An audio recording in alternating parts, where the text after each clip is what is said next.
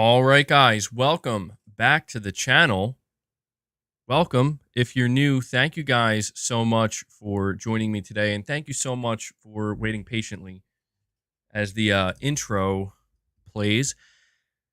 We have a packed show today, at least I think so. We have a lot of different topics to go over and talk about. Like, I'll be honest, I mean, it almost seems like an overwhelming amount of topics. My goal is to make sure I can get through all of these topics. Of course, some of these topics I'm going to have a lot more to say. Other topics are smaller and I'm going to have a lot less to say about them, but I want to be sure to get through all these topics. So, I'm going to give you guys a quick rundown of what we're going to be discussing today. Of course, two of the main topics you can already see in the title. We are going to be talking about, once again, Xbox titles possibly making their way to PlayStation as well as Nintendo Switch. The rumors are really starting to heat up now, like to a degree in which it seems like pretty much undeniable that something is happening relatively soon. And so I want to just kind of dive into that discussion once again, because something else I also want to point out is it seems like with this situation regarding the Xbox games, Microsoft is taking it like very seriously, as in they seem to understand that this is going to kind of create a shockwave, I guess you could say, at least online and with the fan base and with social media. I just want to point out, Gavin, you're saying Vita 2 MBG. Well, I will let you know, Gavin, we did talk about this extensively in my last stream. Maybe I'm not sure if maybe you missed it, but the last stream we did, that was like one of the main topics of discussion. The timestamps for that stream are up, so if you want to hear my thoughts on this rumored PlayStation handheld that isn't necessarily going to be the Vita 2, but is going to be some kind of new handheld that plays PS4 games, yeah, definitely go check that out, man, because I definitely had some things to say about that. But I always appreciate you guys trying to remind me, in case I forget to cover any important topics. I do my best to keep up with everything. And Robert, thank you for the compliment on the shirt. All right, so let me give you a quick rundown, let you know the rest of the topics. We're talking a little bit about Helldivers. We're talking a little bit about Phantom Blade Zero. We're talking a little bit about Final Fantasy VII Rebirth. We're talking maybe more than a little bit about Naughty Dog, because we have some pretty critical information about what they're working on, what is coming next from Naughty Dog, what is happening with the Last of Us franchise. It seems like my camera's having trouble focusing here a little bit. I think that fixed it. I'm just in like a weird spot where my camera can't quite figure out what it wants to do.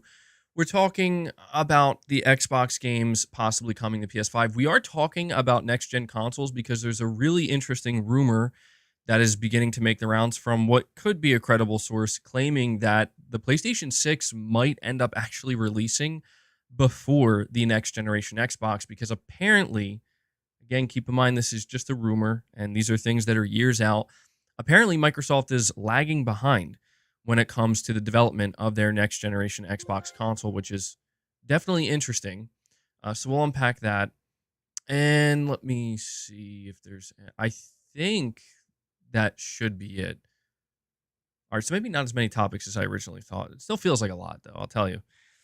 All right, so before we dive into any of these topics, I want to first just thank everybody for tuning in, for watching. We have almost 300 people here already, which is great to see. Do me a favor, hit that like button. It's the easiest way for you to help the stream, to help the channel, and just let me know you enjoy the content. Every like helps more than you know. I also just want to thank everybody who watches after the fact. I know not everybody can catch the streams live, so if you're somebody who's watching later on, shout out to you guys. Make sure you utilize the timestamps that Devil Shooter works very hard on and does a great job with. I also just want to let you guys know 3 ways you can support my channel and my content directly. I am fan-funded. This channel is fan-funded. If it wasn't for your direct support and the support of this community, I simply wouldn't be able to produce this content. 3 ways you can do that. become a channel member, gain access to some exclusive perks, including the members lounge, which we will be doing today. And I have a specific thing that I want to talk about with you guys in the members lounge today. So if you are a channel member, join me there. If you're not, please consider becoming one. The second thing you can do is gift channel memberships. It's a big thing we do here on the channel. And actually, I realized that I didn't bring up the member goal here. So actually, I have to correct that. Sorry. Normally, I have this stuff good to go.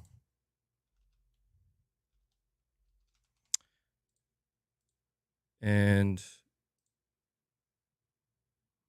okay, there we go. All right, it's showing up now. So yeah, consider gifting some channel memberships. Gets the community more involved, really helps me a lot, supports the channel in a big way. And last but not least, consider donating a super chat. Ask a question, give an opinion, make a statement, get more involved in the conversation. It all helps tremendously. So again, one last thank you and shout out to everybody who helps support my channel and my content. I simply couldn't do it without you. With that being said, I have a couple of chats here.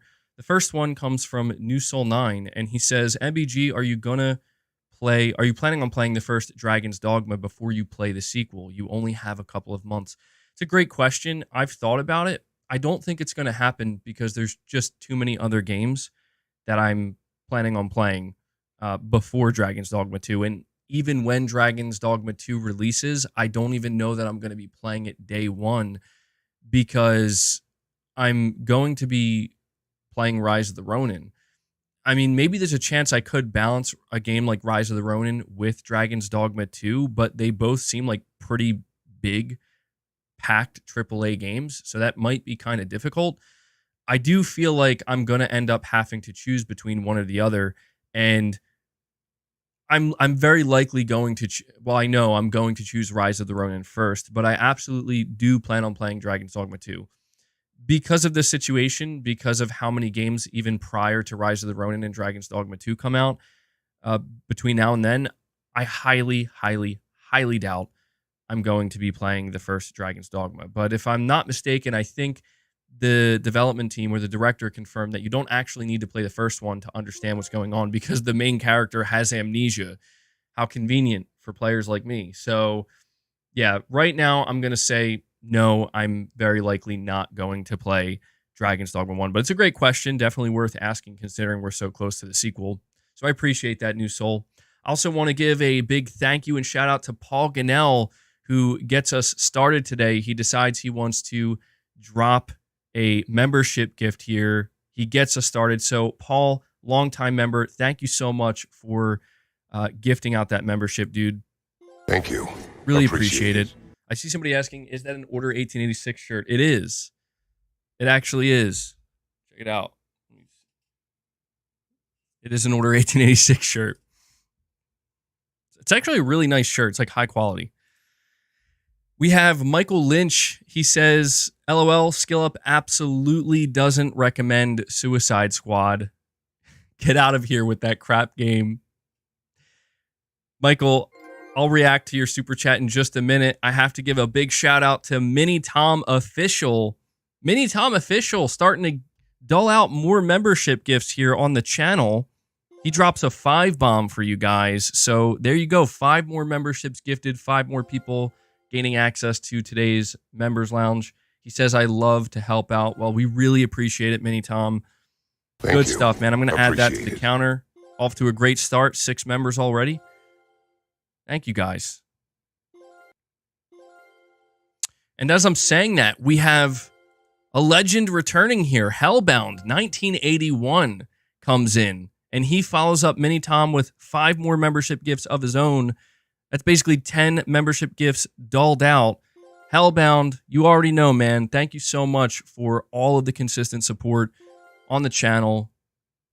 Always being generous to the community. I really appreciate that. Hellbound, I'm going to give you it's a Mark Cerny. Rely on teraflops. We haven't heard from Mark in a while. Performance. So with that, we're actually up at 11 members already. You guys are amazing. Let me add that to the counter. And Michael, I have to respond to your super chat. You're saying SkillUp does not recommend Suicide Squad. Absolutely does not recommend it. Get out of here with that crap game. You know what was interesting is if you look at the conversations on social media the way people are talking about it, you would assume that this game's a failure and a flop. But unfortunately, if you go, at least on the PlayStation 5, when I logged in, it shows you, if you go to the PlayStation Store section, the top 10 most played games, Suicide Squad is number 2, ahead of Call of Duty, ahead of multiple sports games. So regardless of the opinions of people like SkillUp, as well as myself and many others, it seems like the game is actually doing great. And that, I mean, I'm not surprised, it's one of these things where it's like, it's DC, it's the Suicide Squad, it's the Justice League. I feel like there are just so many people who are not tuned in to the conversation, who are not paying attention to the details, and they're just like, oh yeah, the new Batman game, or the new Suicide Squad game, the new Justice League game, whatever it is. And they're like, yeah, I'm gonna pick that up for sure. I'm gonna play it with my friends. It seems like a lot of that is going on right now. And oh my God, we have Steven Leon coming in out of nowhere, dropping a 20 bomb on us. Steven Leon comes in, drops 20 membership gifts. Surprise, surprise. Steven, dude, thank you so much. Holy shit. Honestly, it's like a wow, holy shit. He just crushed it. Steven just immediately crushed the goal of 25 members. Can't say I saw that one coming, man. Lift. Listen, the lifts are reserved for 50. All right. I did an intense workout earlier today. So if we hit 50 memberships, I'll do a couple lifts for you guys. All right. Do a set. I got to pace myself. You guys are demanding it. It's too early. Don't worry. At the rate we're going, listen, we're at 31 members. Okay. I got to tell you, we're already at 31 members. At the rate we're going, I probably will be doing some type of lift today. I still got my 50-pound dumbbells stashed under the sofa there. So let me update this member goal. And once again, Steven, seriously, thank you so much for that, man. Really appreciate the support that this community continues to show me as well as everybody else here. Yeah. I wish there was a quicker way to update this goal. I haven't found a quicker way to do it. I have to do it manually. Also, really quick, I want to make sure to give a shout out. I meant to do this earlier. I want to give a shout out to the I got to start getting better at doing this every Sunday. Shout out to the top channel donors of last week. Now, a lot of you guys supported the channel last week, showed incredible support, especially during that state of play. So please keep in mind that even though your name is not going to be read here, you know who you are, and we couldn't do this without you. So I got to give a special shout out to Corey Landiga, who's got the platinum, Chris B with the gold, Kirby Shaw with the silver, and Exley Trismegistus with the bronze. But as I said, many of you have just come out and shown so much support. So thank you guys so much. And as I'm saying that, Mini Tom Official comes in. He's keeping the membership train going today. He drops 5 more gifts for you guys. W's flowing in the chat sorry, not Mini Tom, Toolman. I'm sorry, Toolman. I was reading Mini Tom's, I was up here in the chat. Toolman55, my bad. Toolman's like, yo, wait, hold on, what's going on? Mini Tom dropped 5 earlier. No worries, Mini Tom. You didn't accidentally drop 5 more gifts. YouTube isn't hacking your card. It's all good. That's Toolman55. I'm embarrassed. Toolman55 comes in, drops 5 more memberships. He clearly wants me to do some lifts today. He brings us up to 36 members on the day. Toolman, I really appreciate it, buddy. Thank you. That's good stuff. Longtime member, doling out some gifts. You love to see it, man. You love to see it. You guys are like, lift or we riot. Listen, one of these days, in all seriousness, one of these days, I'm going to have to do a dedicated stream to just working out. Like, it's clear that there are some people here who want to see something like that. I know some people are not interested at all, but one day that's going to happen. I don't know exactly when or what will justify it. I don't have an Olympic bar at home. I don't even think that would fit in this room. But I do have like an easy curl bar with some weights. So one day, more tea chugging. Oh, you remember that, don't you? You remember that. So let me see here. We have Gaming Survivor, member for 9 months. He says, Xbox lost the console war. Now they're having to surrender and offer tribute in the form of first-party games. All hail Ryanthology. Yes. Believe and trust in Ryanthology, and nothing can go wrong. I love that Ryanthology was a Gaming Survivor that came up with that. I love that that's just a persistent thing that's clearly going to exist on the channel even after Jim Ryan retires. I love it. I got to get some kind of merch going with Ryanthology. And my dream is that one day Jim Ryan acknowledges it. If we could get Jim Ryan to acknowledge that there's like a little mini cult here of Ryanthologists. But Gaming Survivor, in all seriousness, I mean, I know it sounds like a fanboy thing that you're saying here where it's like they lost the console war. And I know a lot of people kind of laugh at the notion of console wars, but the reality is what we're speaking to is the competitiveness, the competitive nature of PlayStation and Xbox that has existed since the day that Xbox was officially announced in 2001. Microsoft made it very clear that they're going after Sony. They're going after the PlayStation 2. And so it's just one of these things where you look at the trajectory of the Xbox console versus the trajectory of the PlayStation console throughout each generation. And it's unfortunately, and I tried to talk about this on Twitter yesterday, and you can imagine how that went. They're just not competing in the console space. I'm not saying that they haven't tried or that they're not trying, but they can't. Like, what they're doing is not selling consoles, not anywhere near the rate at which they need to justify any of the things they're doing, let alone competing against PlayStation. So we're gonna talk extensively about that Gaming Survivor. And Titus, it's all good, man. If you want to send that over, I'll definitely check that out. We have Michael Lynch here with another super chat, and he says, if Hi-Fi Rush was free on PlayStation Network, I still wouldn't play it. It doesn't look like the high-quality games I usually play on PlayStation. That's understandable. I don't think that Hi-Fi Rush is going to be for everybody. I mean, for me, it's one of these games where it's like people continually recommended it to me, and I can say that if Hi-Fi Rush comes to PlayStation, like you're saying, I got to admit, if it was free on PlayStation Network, I would give it a try. If it was like a PS Plus game or something, like, yeah, okay, sure, why not? So it sounds like you really are, in case you guys can tell, Michael's very against Hi-Fi Rush. If it was free, I would definitely give it a try. If it's going to be sold, I don't know, what is it going to be, like 20 or 30 bucks?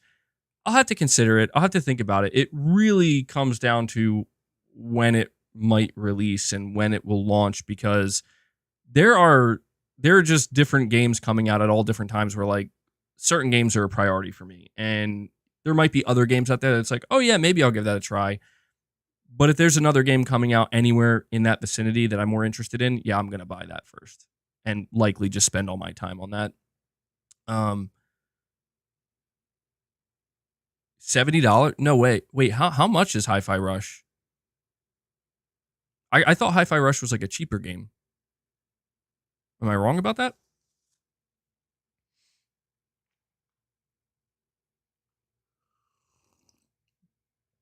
It's like 30, 35 bucks. Okay. So I was correct. Yeah, I imagine if it releases on PlayStation 5 and Switch, that's about how much it's going to be. They'll charge us 70. That would be wild. I got to admit, that would be pretty smart on Microsoft's part. It would be smart on their part, just because it's like, what they could do is create a type of system where it's like, if you don't want to come to Xbox or Game Pass, then you're going to have to pay a premium. Now, in terms of maximizing sales, that would not be smart. But it could be a way that they could try to... But I don't think that would be... I don't think... now putting more thought into it, maybe it wouldn't be that smart. Because if you think about it, I think people would just be like, no. You know what I mean? People would just be like, no, that's okay. I'm not going to buy it. And I'm not going to come to Xbox to play it. So my assumption is that if Hi-Fi Rush makes its way to PlayStation and Switch, it's going to be $30. They'd be insane if they were like, actually, we're just going to charge you 70.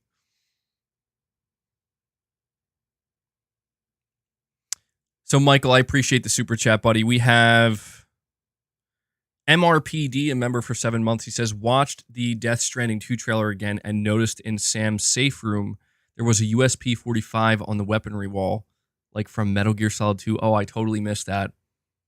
That's awesome. Yeah, I found it interesting in that trailer that they definitely put a heavier emphasis on firearms and weaponry and combat. They didn't show a lot of combat, but they seemingly really hinted that you're good. Yeah, there's going to be many more combat scenarios in this game. And you know what I totally missed the first time, and I couldn't, like, my mind was so blown when I realized I missed this, that in that Death Stranding 2 trailer, the scene with Higgs and he's battling the robot with the katana, I can't believe I missed it, because when I watched it the second time, I'm like, oh, that's BB. Dude, that's BB. Like, I'm hearing the baby laughing and stuff while it's like doing these insane attack moves. I'm like, it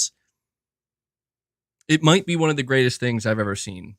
Like, just seeing like Joker, Higgs with a guitar battling a mechanized robotic BB with a katana. It's like, this is why we love Kojima. This is why we love Kojima, because who else is going to think of something like that and actually make it look that cool? I think that really is something that only Kojima could pull off, man. And I'm very excited for Death Stranding 2. The only thing that's a little bit disappointing me is the fact that it's a 2025 game. It's not surprising, because it's like, yeah, it clearly is going to need more time, but man, it's looking really good. I understand because I've seen quite a few people being like, I don't know, man, I'm not that excited for it, and I get it. Oh, true. You're saying it's not Joker, it's the Crow. Yes. You know what? Yes. You're right. You're absolutely right. That's way more. He not only does it look more like the Crow, it's way more in line with the Crow. Yo, shout out to Brandon Lee. Gone too soon, man, just like his father, Bruce Lee. Shout out to Bruce Lee and Brandon Lee. Shout out to the Crow. Yes, you know what? I feel bad now liking it to the Joker. Yes, even the guitar. Absolutely. Oh, man, I feel horrible now. I think I just Oh, Alice Cooper makeup. Yeah, I see that too a little bit. I love it, dude. I absolutely love it. I don't know how much longer Kojima's going to be making games in this industry, but I'm glad to see he's working on so many different projects, because the day is eventually going to come where he retires or can't do it anymore. And I don't know that there's going to be anybody there to really take up that mantle. Maybe there will be.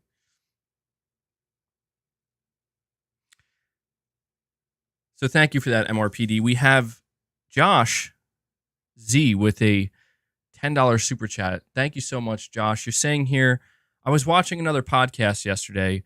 The discussion was the future of gaming. It was suggested that physical media will be limited to collector's editions in the near future. Thoughts?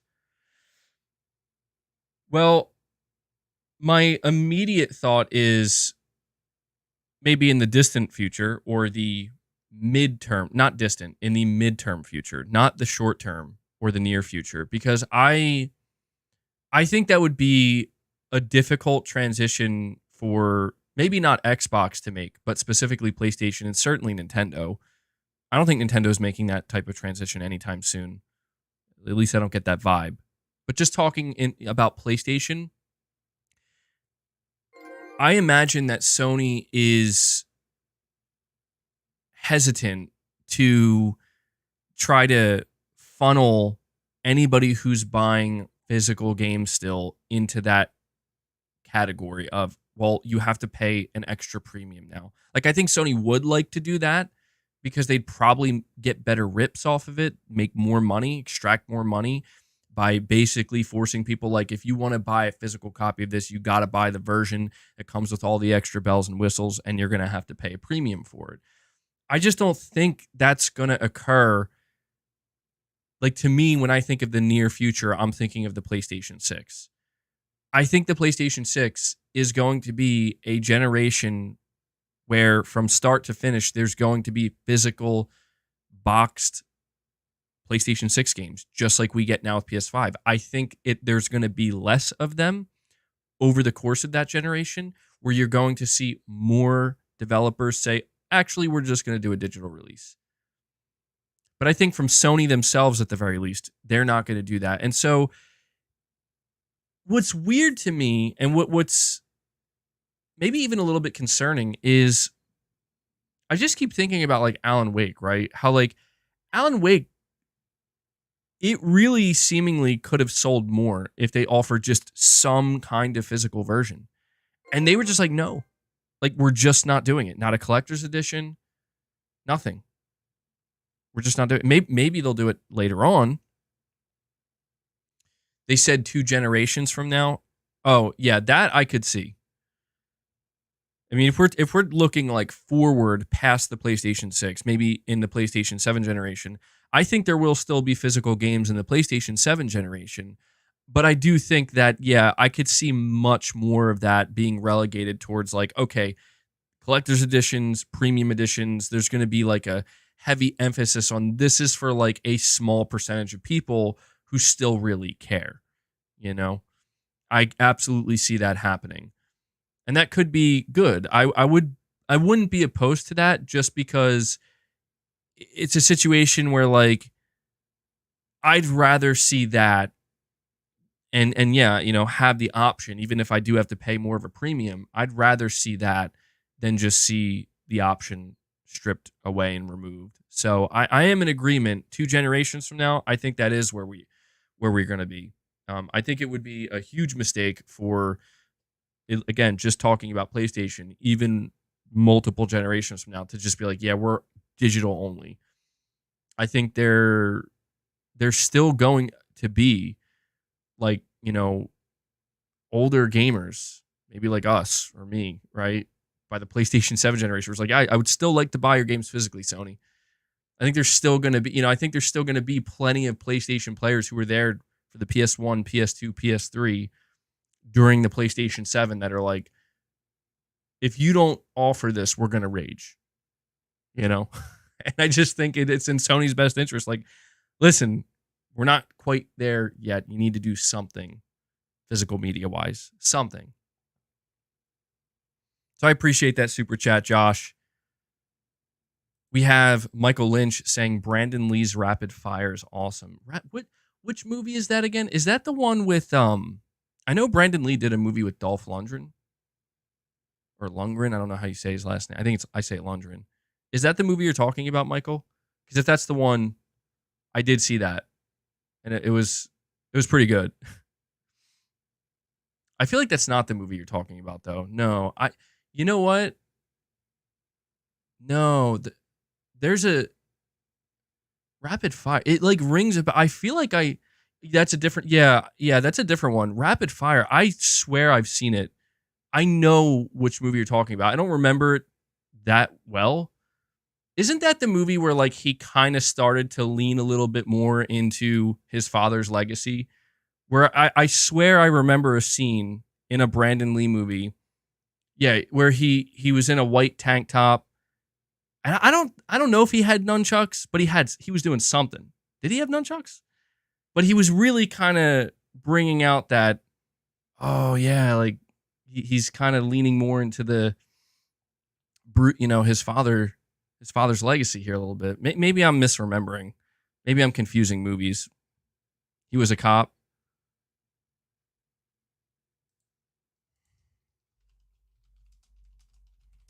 I'm just going to look it up real quick. Maybe if I see some images. Rapid Fire. Oh, you know what? Maybe I didn't see this.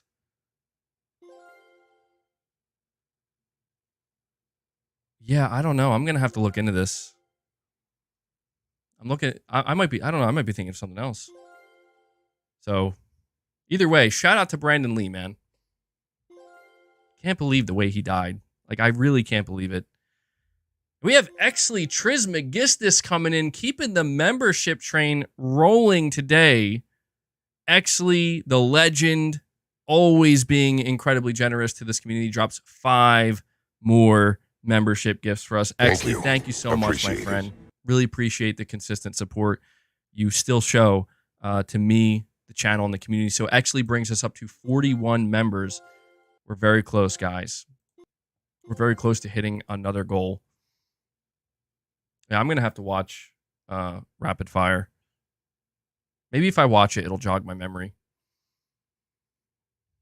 So good stuff, actually. We also have Heatwave, PS5, a member for 6 months, saying, MBG, there's a new rumor Naughty Dog's remaking the first Uncharted. I did see that, Heatwave. That's very interesting. Although I think the rumor didn't confirm it's Naughty Dog. The rumor said that they don't know who's doing it, but that Uncharted 1 is getting a full, like, from the ground up remake. And really quick, actually coming in, dropping another 5 bomb on us. Actually basically dropping 10 membership gifts for this community. Actually, thank you so much, man. Look at that. Actually brings us up to 46 members. You'll love to see it. You love to see it. Thank you so much, actually. And as I'm saying that, Hellbound 1981 drops 5. And then Chris B drops 5. Hellbound and Chris B coming together to drop 10 more membership gifts. Is it lifting time? In just a moment. In just a moment, we're going to do a couple lifts. I know. See, here's the thing. Listen, if you're somebody who doesn't like to see me do the lifts, please come back. I feel bad because every time I do it, I know people are like, oh my God, bro, we're here to hear you talk about games. I understand. So just if you leave, come back in like 2 minutes, okay? And we'll be on topic. All right? So I'm going to do that in just a moment. I'll warn everybody because I really do want to die. I have a lot to say about these topics, so don't worry. The stream is still early. We're only 36 minutes in, but seriously, shout out to you guys. 56 members. Not even 40 minutes into the stream. I really can't thank you enough for that support. Let me update the goal once again. So, Chris B, Hellbound, really appreciate that, guys. There we go. Look at that. That's actually crazy. I can't believe we're already at 56 members. Let me read the rest of these chats first. I have... So really quick, Heatwave, to get back to what you said, I just want to say, I want to talk about this. I'm probably going to talk about it in a video soon about this Uncharted remake. The only thing is I just don't, it's a vague rumor. So it's coming from, I think, the Xbox Era podcast from Special Nick, and he's been correct about some stuff. And he's pretty much just saying that Uncharted 1 is getting a from the ground up remake, but they're not sure who's doing it. And I just want to say really quick, like, it's not Bluepoint. I have to put that out there because even my mind was like, oh, Bluepoint's making that. But I'm like, wait, hold on. Bluepoint confirmed they're not working on a remake or a remaster. So somebody else is doing this. Could it be Naughty Dog? I don't think so. I mean, Naughty Dog confirmed they're working on multiple new single-player games. So I almost am beginning to think that it would have gotten like outsourced to a studio to remake, but I'm not sure who could do that. So I don't know. An Uncharted 1 remake would be interesting. PlayStation Malaysia? Oh, that would be interesting. That would be quite surprising. Visual arts? I guess we'll find out, man. If this is true, I have to imagine Sony's going to kind of make a big deal about it when they reveal it. So Heatwave, I appreciate that. We have Treble Champ saying, do you game in the... Hold on.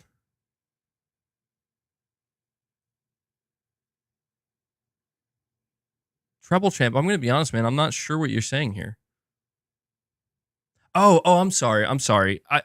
You totally confused. Yeah, I get it. Treble Champ. You're asking if I game here at my desk, like my setup, or if I game behind me, like on the sofa.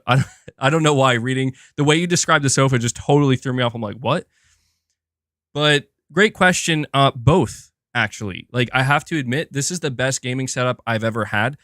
Most of the time, I'm sitting on the sofa, I'm chilling. I don't know if you can see it on camera, but I have like a little ottoman in front of it. So I like, kick my feet up, relax, game. But I do come over here and I have, my second monitor here, and I use that when I'm actually following guides to like trophy hunt. So I bring up the guide on my left monitor and I'm just playing the game on the right monitor. It makes it so much easier to follow these guides. I did that for The Last of Us Part 2. So it's kind of a mix between the two, but most of the time I'm playing on the TV and, with the sound bar and just chilling over there. So good question. Because I don't think I ever talked about that. Where's Boss? I don't think he's in here right now. He'll also make an appearance later on. I'm sure he will. Perfect Image, you're saying, piggybacking on your last podcast with the PlayStation 3, why it's hard time for PlayStation players to get backwards compatibility. Sony didn't have Mark Cerny. They had IBM, Toshiba to create the PS3. Yeah, so we did talk about that a little bit. And I will say that there as I said in my last stream, there seems to be multiple indicators, or there have been over the past probably like 8 or so years, that Mark Cerny and Sony internally are doing something. Like, they are working on something regarding the PlayStation 3. And I remember specifically going up to the PS5 launch, there were so many rumors about full backwards compatibility and the dream, right? And you have to imagine that Sony would like to get a console out, whether that be the PlayStation 6 or a console after that at some point, where they can just come out and effectively tell every single gamer on the planet, this is the all-in-one. PS1, PS2, PS3, PS4, PS5, PS6. I mean, that, you have to imagine, is something that Sony would absolutely love to market, because not only would it just not only would it make the core PlayStation fan base, like the hardcore PlayStation fan base, erupt with excitement, like the dream is realized, guys, we did it, boys, but it would appeal to so many other people beyond that, just for the fact that, oh, it's all in one, right? I can go back and play these classic games. But it's just such a huge undertaking. It's so daunting and it's so complicated because of what you're saying here with the PlayStation 3, the cell processor. You're saying IBM, Toshiba. I mean, I guess right now, it's like with what William's saying. He's saying PlayStation 3 backwards compatibility might come with the PS5 Pro or the launch of the PlayStation 6. I think the launch of the PlayStation 6 is the next realistic time frame where we could maybe expect that. I don't think it's going to be the PS5 Pro. I fully believe that, like, let me put this out here for just a moment. I guess this kind of does fall in line with, one of the topics we're going to discuss, which is the PlayStation 6 possibly releasing before the next gen Xbox.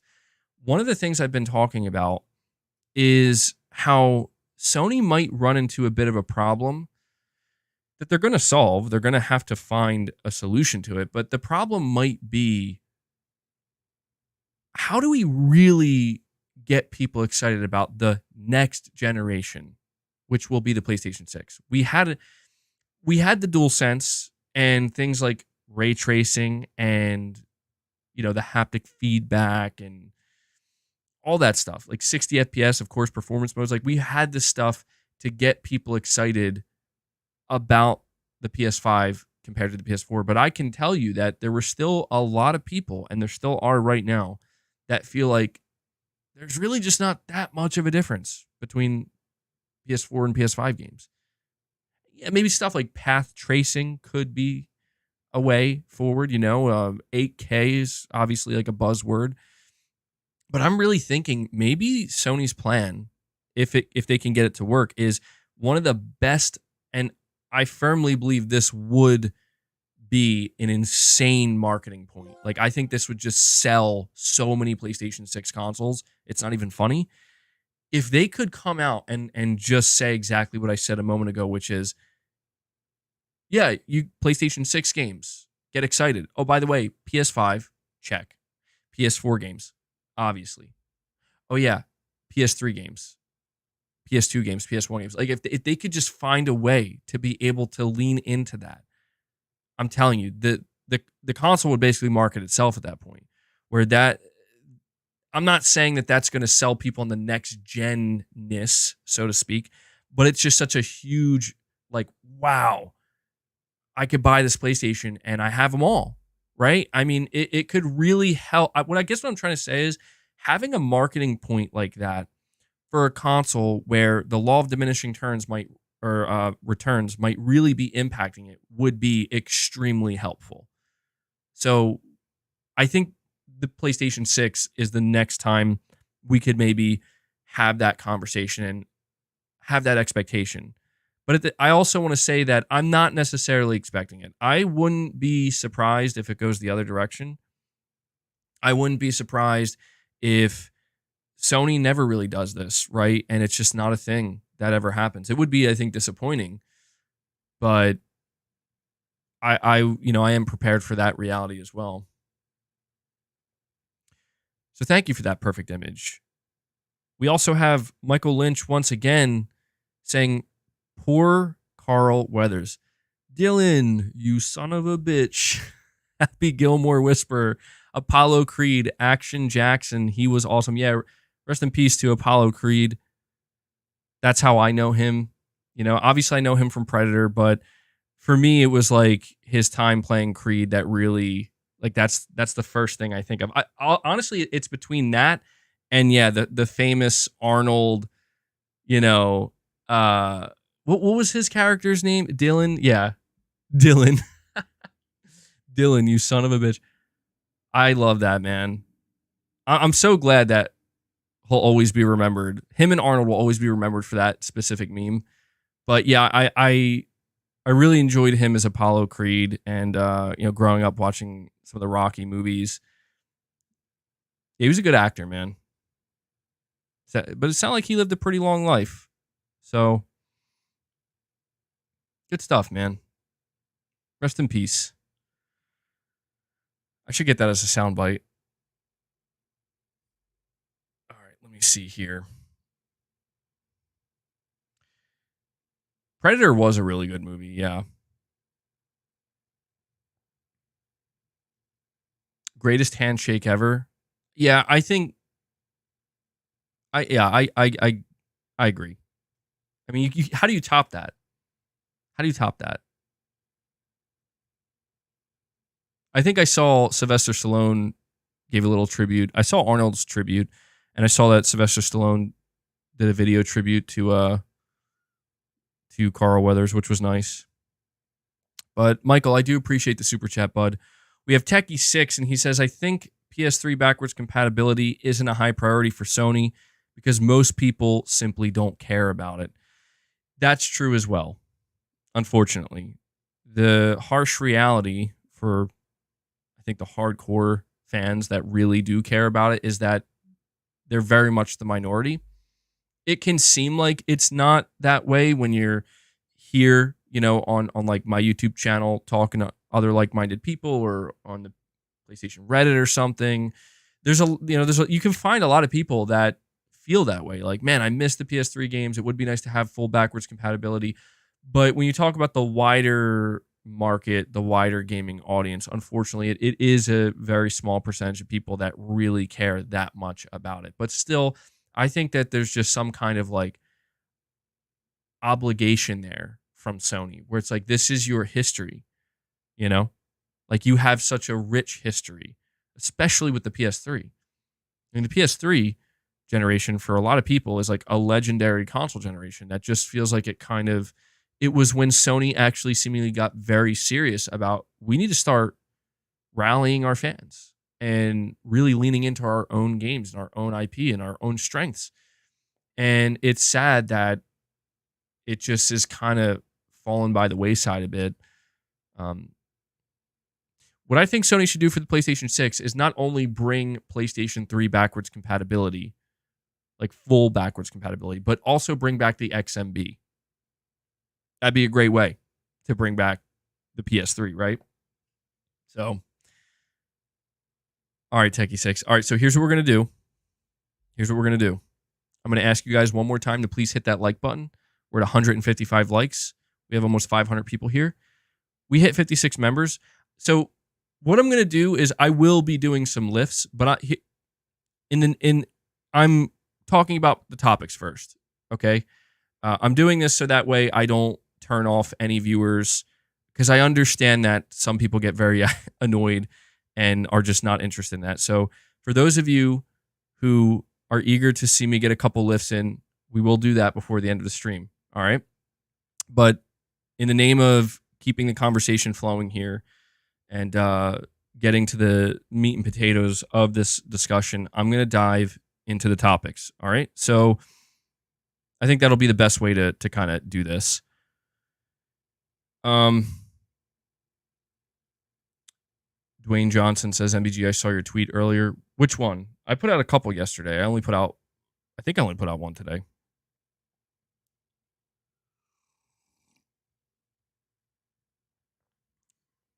All right, so the first topic I want to discuss with you guys is in regards to the rumors of more Xbox games making their way to PlayStation 5. Now, obviously, just for a little bit of context here, this is a rumor that has persisted. We've been talking about this for at least a couple of weeks. I don't know if it's like a month now, maybe around that time frame. And it was kind of understandable why, when the rumors first started circulating, like, oh, Microsoft might be porting games like Hi-Fi Rush and Sea of Thieves to PlayStation and Nintendo Switch. This is unheard of. This is unprecedented. These are competing consoles. You know, it obviously it drove a lot of conversation and discourse. And I agree with that, Leo. A lot of people were in denial about it to an extent where it's like, really? Like, no way. That's not going to happen. You know, like, it's just a rumor. It's probably not true. And I understand where that comes from as well. I can understand that because, like, yeah, this is very unprecedented. And actually, to be clear, these rumors first began late last year when Xbox CFO Tim Stewart talked about a change or a shift in strategy, where he seemed to heavily imply and just in a way kind of straight up confirm that, like, yeah, we're kind of going to go more third party. And that's what really kind of sparked and ignited this entire conversation. But it really started to take off because once that notion entered the fray, the notion of, is Microsoft really kind of going third party? I think people with connections and contacts started to do a little bit of digging. And a lot of these people kind of came out and were like, yeah, we're hearing that at least some of these games are making their way, or there are plans for that to happen. Well, we have more fuel to add to these flames. Why does it say I'm offline?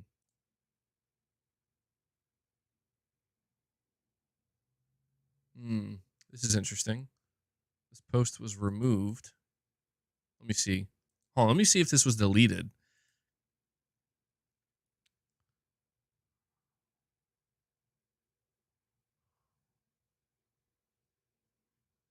It was. No, it wasn't. It was not deleted. Okay. For some reason, the post on Reddit was deleted. I don't know why. So anyway, there was this individual on Twitter who goes by the name Idle Sloth 84. And this person is an Xbox person. I'm not familiar with them. Like, I don't know who they are. I don't know if they're a reliable source. I've been seeing people kind of saying they're not a reliable source or whatever. And so at first I just didn't really pay attention to it. But essentially what this person was saying is that Sarah Bond, who is now like the head of, I think, ZeniMax, and I think isn't she like the president of Xbox now or something? But Sarah Bond's very high up there at Team Xbox, and she was recently, I think, promoted. Apparently, internally at Microsoft, they are preparing this announcement. Like, they're preparing to kind of like make it known to everybody, like, we're doing this and we are shifting in this direction. But they are very careful about how they want to do it. And as I'm just diving into this conversation, we have Corey, the legend Landiga, coming in, dropping a 20 bomb on us. Corey, bro, thank you so much, man. You guys are absolutely going nuts today with the membership gifts. We got a 20 bomb earlier from Steven Leon, and now Corey comes in and says, you know what? Let's keep it going in a big way. He drops 20 more. Holy shit. Good stuff, man. Really appreciate all the support you show to the channel and to the community. So he just crushed another goal. We are now at 76 members, guys. I am kind of shocked that we are already over 76 members. I don't know. You guys just keep doing it. So let me update this member goal and we will continue this conversation. But Corey, shout out to you, my friend. You know how much this community appreciates the support you continually show alongside other members here. All right, there we go. So 76 members thanks to Corey's 20 bomb. Good stuff, man. No workout necessary. Later on. Corey's asking where Boss is. I think he's sleeping somewhere else in the house right now. He'll join us later. I'll try to get him. I'm sure he's going to want to come in the room later. And Exley Trismegistus follows up Corey with 5 more gifts. You guys are clearly trying to get us to 100 members today. I don't know if we're going to get there, but it seems like that's what you're trying to pull off today, which is huge. So W's in the chat for Exley and Corey. Exley, I'm going to add that 5 to the counter. You just brought us up to 81. Wow. That's wild, man. That's wild. Thank you guys so much for the support. But yeah, Corey, just so you know, I'm going to be doing a lift. I'm doing the lifting later on. All right. So no worries. I'll probably bring Boss in too. We'll just go crazy later in the stream. But before I get way too off track here, yeah, I banned Boss. No, I'm just kidding. Before I get too off track here, going back to the rumor, essentially Sarah Bond is the person that's going to be making the announcement sometime in the spring. That's what the rumor claimed, that in spring Microsoft is going to kind of lay it out that, hey, we're starting to bring our games to PlayStation and to Nintendo, and it seems like it's not all of their games. I think that's pretty clear. Like, I don't think we're going to be seeing Microsoft coming out and being like, yeah, Hellblade and Avowed are coming to PlayStation and Nintendo. I don't think it's going to work like that. But something I came across on Twitter anyway. Well, hold on. I want to get ahead of myself here. So when I first came across this, I just kind of thought to myself, all right, well, maybe, I mean, it could be true. Again, I don't know this person, Idle Sloth. I don't know if they're legitimate or not. One of the things that he said in his rumor or the information is apparently Microsoft is a little bit worried internally about how this is going to be perceived. Like, how are people going to react and respond? But it seems like they've come to the conclusion that at the end of the day, they're not that worried about it because they believe it's only going to be like the hardcore gamers and fan bases online that are going to have consternation about this and show frustration and talk negatively about it. And they're not wrong about that.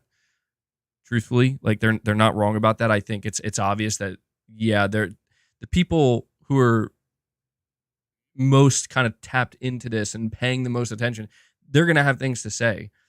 But generally speaking, I think it might surprise like some casual gamers, like, oh, I thought that was an Xbox game. And then they're just going to move on and not really care.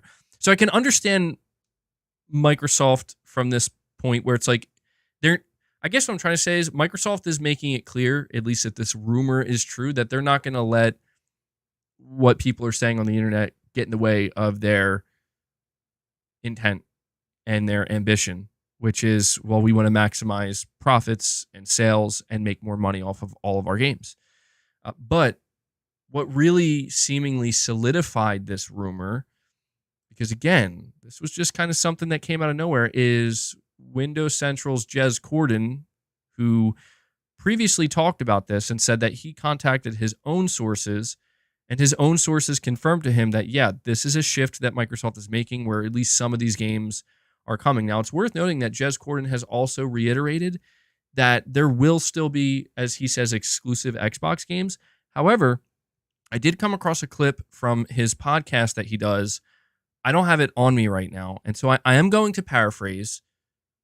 So it's not a direct quote, but I came across a clip of a podcast he does, I think, with Randall Thor, and he was kind of talking about this, and the way he worded it, or at least the way I interpreted what he said, because he seemed like he was pretty clear about it, is that it almost sounds like going forward, what's going to happen is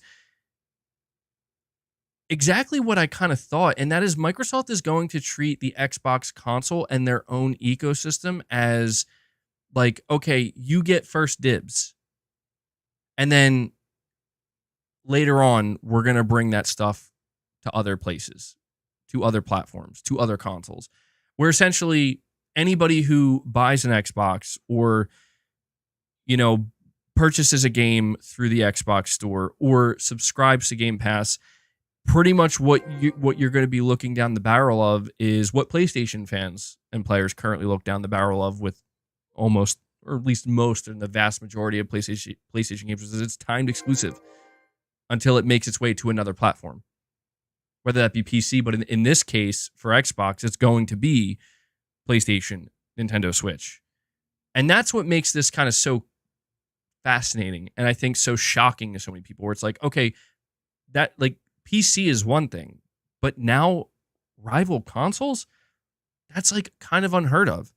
And I got to admit, like, from Microsoft's position, that makes sense for them. And I can totally understand why they're choosing to do this.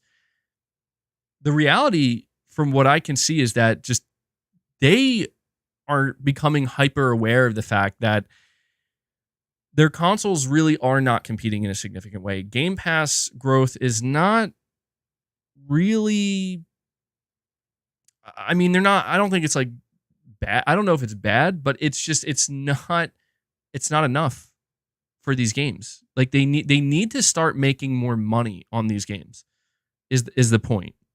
And the idea that they're like, you know what if we just start taking games that these games probably aren't bringing people in the Game Pass right now.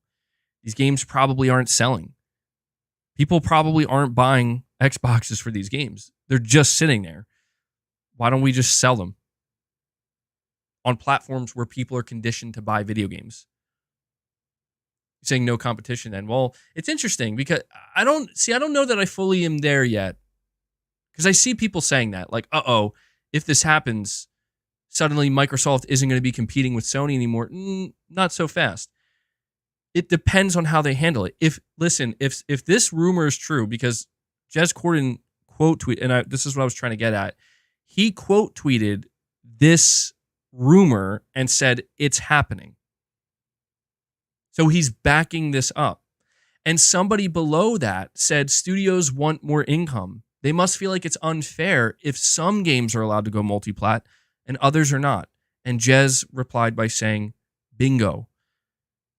So to me, it is becoming very clear what's going on at Microsoft and with their studios and their management. And we actually talked a little bit about this on the Sony side with the Bungie acquisition and the Marathon announcement, and the fact that Marathon is going to be allowed to release on everything, including Xbox, right? And we kind of talked about how could this create some internal strife with the studios, where maybe some of the studios are going to look at Sony and be like, whoa, hold on. How come Bungie gets to do whatever they want? How come Bungie gets to maximize sales and profitability? What about us? Now, I feel like it's a little bit different, though, right? It's a little bit different because that's one studio. Granted, Bungie is a big studio. It's one studio, one game. That's it. I could kind of see Sony just drawing that line and being like, that's the line. MLB, sure, we could. To be honest, it's hard to count MLB because it's like, I mean, that it's a sports game. Of course, MLB is going to be like, yo, do you want to keep making this game or not? You're going to have to put it everywhere. So aside from those two, I think Sony's more like, guys, we're just going to do PC. We're not going to put Spider-Man or God of War on Xbox. We're just, PC's fine. And, if you're the developers, you probably look at the PC install base and are like, okay, that's fine, I guess. But on the Microsoft, for the Microsoft side of things, it seems different because it's like, we kind of got a feeling from Pete Hines, who's no longer at Bethesda. He left Bethesda. He retired. There were emails leaked where he very clearly expressed frustration and annoyance, at least with Phil Spencer and the Xbox team, by being like, how come some of these games, why are you guys picking and choosing? Like, why can't our games be multiplat? Is basically what he was saying. And I think Pete Hines kind of won out here because it seems like Microsoft kind of got that message where they're like, we have to just let our teams develop multi-plat games. But I don't think that means there aren't going to be exclusives. I think all exclusives going forward, I think for Microsoft, are simply going to be timed. That's my assumption, and that's a big assumption. I could be totally wrong on that. I want to make it clear. This is all still rumor, but in speculating and kind of trying to map this out and figure out what exactly is the end game here, I think the end game is simply leverage exclusivity for a time frame that makes sense for a game. Let's take Hellblade 2, for example. Hellblade 2 is coming out in just a couple of months. It's only going to be on the Xbox console, on Game Pass, and PC. It's not coming to PlayStation, right? I could see Microsoft tracking, okay, how many people are playing this game in Game Pass a year from now? That'll give us an idea of how many people are subscribing to Game Pass to play this game. How many people are buying this game on Xbox? How many Xbox consoles have we sold? What's the attach rate of this game? They're going to look at all this data, and eventually down the line, when they realize that everything is grinded to a halt for Hellblade 2, where, yeah, people aren't really subscribing to Game Pass for this game anymore. People aren't really buying this game at all or anymore. And this game certainly isn't moving units. It's not inconceivable to imagine that they might just be like, okay, well, release the PlayStation 5 version. Because I'll tell you what, a lot of people who own PlayStation 5s would buy Hellblade 2. And that's just pure sales for Microsoft. And this is the direction they're going in. Like, it is crystal clear that this is the direction they're going in. And they just have to figure out, how do we announce it? How do we mitigate the backlash and the reactions that we're going to get from our Xbox console owners and players, or just, our fans in general? And that is, if you're Microsoft, you have to consider that, because you're talking about the same company that had to deal with the fan backlash in 2013. So Microsoft is well aware. Phil Spencer is well aware of how bad it can get, how damaging it can be if you mess it up. Now, these are two different things, to be clear. We're not talking about a Kinect. We're not talking about, a next generation Xbox and TV and DRM policies. We're not talking about that. We're talking about games. We're talking about Microsoft making it clear that we're a multi-platform developer first and foremost, because we have to be. We will give you exclusives, timed exclusives. We won't, and they'll do exactly what Sony's doing. We're not going to tell you how long they're going to be exclusive. Sony already does that to PlayStation fans, right? Like, I don't know how long Spider-Man 2 is going to be a PS5 exclusive. All I know is it's not going to be exclusive forever. It's going to release on PC, and once it's available on a second platform, it's no longer exclusive. And what I've learned is that PlayStation fans are okay with this. That's just the reality. Is PlayStation fans have realized that, you know what? Okay, this kind of works. Sony can have their cake and eat it too. They can leverage exclusivity for as long as they need to, as long as it's benefiting them. And when it's no longer benefiting them, they can kind of do what they want. Microsoft is doing that just in a bolder way. We're going to count the competitive console now as part of that. And that is the part that is the incoming tsunami. I think you guys know this. I know this. That is the incoming tsunami, is, again, just the concept of Xbox internal studio developed game releasing on PlayStation, releasing on Nintendo Switch. I'm already seeing reactions that, to be honest, are surprising. Like, I am surprised by some of the reactions that I'm already seeing to some of this. Not from PlayStation. I mean, of course, some PlayStation fans are being over the top, like trying to severely dunk on Xbox and Xbox fans. It's to be expected. We know how the pendulum swings back and forth that way. But I'm actually genuinely surprised by some, granted, select few individuals, like random Twitter users, where it's like they are having meltdowns, man.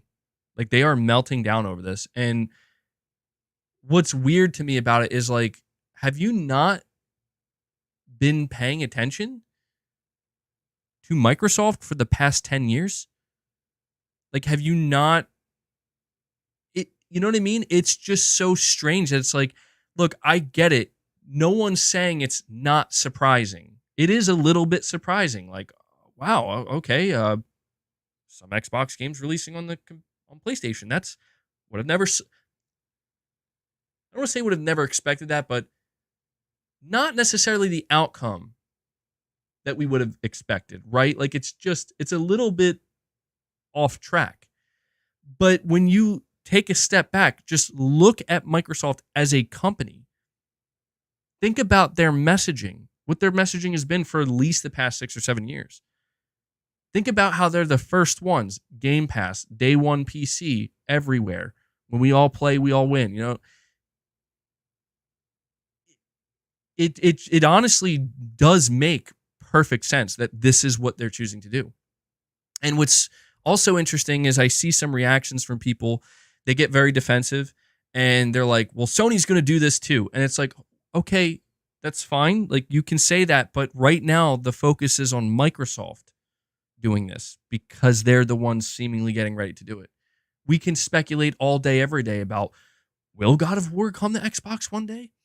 Will Spider-Man come to Xbox? I mean, sure, we can speculate about that, but what is the point in doing so when there are zero rumors or there's zero indication whatsoever that is on the horizon?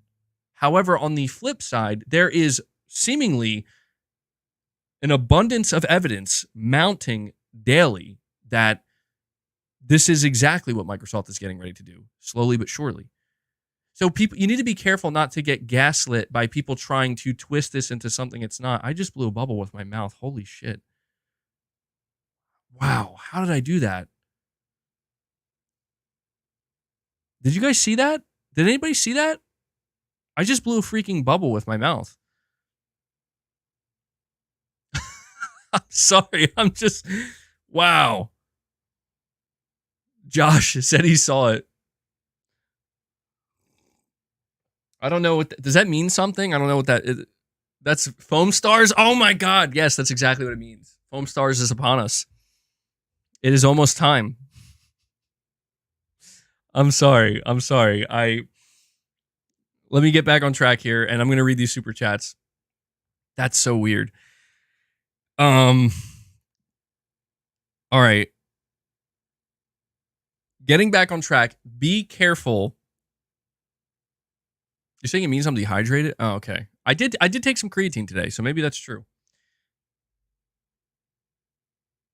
Be careful not to get gaslit by people that are very defensive right now. listen, in my opinion, if you're an Xbox player and you're an Xbox fan, there is zero reason to get defensive. There's zero reason to get defensive.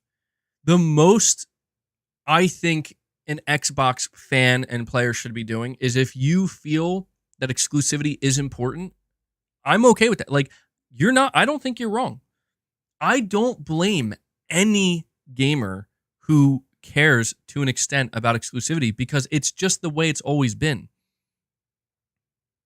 This is how this is what consoles have always been about to a certain extent from the beginning till now, right? So I understand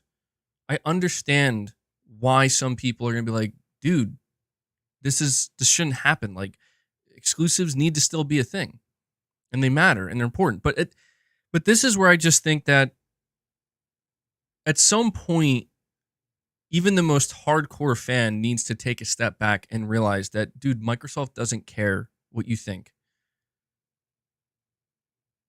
Like, they appreciate your money and they want you to remain a customer, but they like when they are crunching their numbers and you're talking about, again, making unfathomable moves, over $80 billion invested. Like, dude, they don't care if some people their feelings are going to be hurt because they're making a business decision that goes against what the notion of a console is supposed to represent, which is, well, you buy the console for the exclusive games that you can only get on that console, right? That's the driving force usually.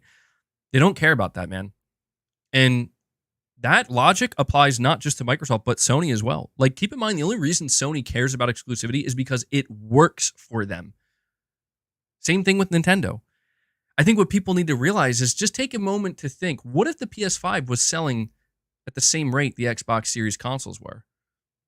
What if the Nintendo Switch didn't sell 100 million units, but only sold 50 or 40 million?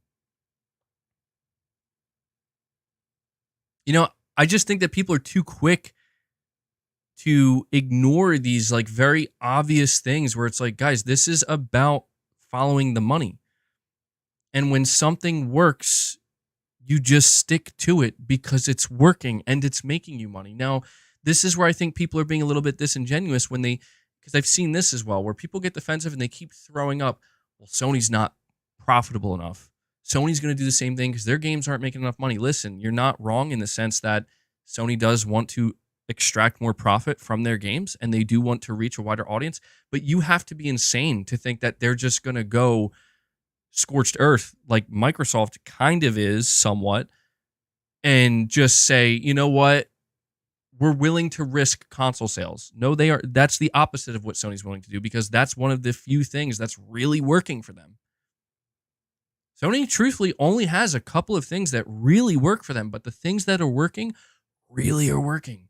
Big AAA tentpole titles and consoles, right? Like, and just kind of everything else around it, like PS Plus and what they're trying to do with live service and PS Plus Extra and Premium and all that stuff is like extra, right? It's bonus stuff to try to get more on top of what they're already getting. Do they need to push that a little bit further because of how expensive their games are getting? Yes. But I just think it's a huge leap to look at the situation Microsoft is in. Third place console manufacturer, where the consoles are, in some cases, just not selling in major territories like Europe. Like it's not even funny. It's like they're getting crushed. Yes, they're still selling consoles in the US.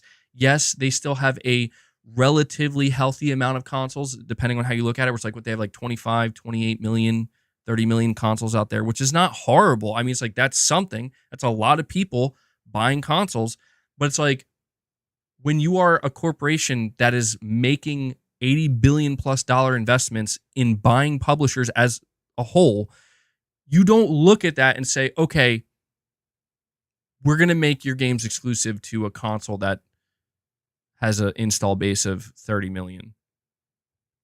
You don't look at that and say, we're just going to focus on Game Pass, which has an install or subscriber base of probably anywhere between 30, 35 million, maybe on the higher end, closer to 40 million. It's still not enough. It's just not enough. So then you go to PC. But what happens when all of that is no longer enough? Well, I think it's obvious. It's okay, well, if we're not selling consoles, if we're not moving, if we're not succeeding in the way that is necessary, then what's the problem? That's the thing. There is no problem. That's all I'm trying to communicate to people is there is no problem here. The problem that Xbox fans are conveying to Microsoft is made up. It's not real. It doesn't exist because it's over. Like, this is the same problem that was there over 10 years ago. I have tried to tell Xbox fans that, like, whatever it is that you think Microsoft is doing so well and so right, that's fine. That's your opinion, and that's what you believe. But I've always maintained that something still isn't quite right. There's something missing here. And that exact thing that I've been claiming is missing is now what is leading Microsoft down this path, which is we do need to buy publishers. And we do need to lean more so into being a publisher than a console manufacturer, than even a platform holder.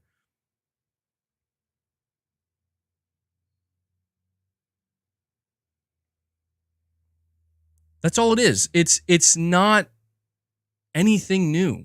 And that's what I think is just strange to me, to see people acting like this is true, like this is the end of the Xbox brand. Like, where have you guys been? I've tried to tell people, like, everything that Xbox fans have been celebrating, there's nothing wrong with, like, listen, there's nothing wrong with celebrating Game Pass and getting more games in Game Pass. There's nothing wrong with celebrating getting a good deal. There's nothing wrong with celebrating the studios that Microsoft has. There's nothing wrong with any of this. There's nothing wrong with even celebrating a console if that's what you want to do. But in my opinion, it has all, like, that celebratory nature comes from a certain group of fans that I firmly believe it's like, I know the energy you guys are bringing to the table here. Like, you're bringing, like, we won energy. And it's like, I don't think you guys realize, like, there's no more winning or losing. Like, this is what Phil tried to tell you guys. Like, it's not about winning or losing. Microsoft as a company is now fully behind gaming. Okay? Like, this is about the path to sheer profitability. I'm not saying that's different from Sony, but the difference lies in the fact that Microsoft is kind of crazy. Like, Microsoft is willing to do some just like, yeah, we don't care what is supposed to happen or what is expected. This is what we're doing because money. And we will like brute force our way to that money if we have to do it. We will spend our own money to make our way to that giant pile of money that's even bigger. We will do that. And the difference is that Sony would like to do that, but they have to be more delicate in how they approach it because, to put it bluntly, Sony doesn't have fuck you money. So all these Xbox fans that were celebrating Xbox's fuck you money, which is fine.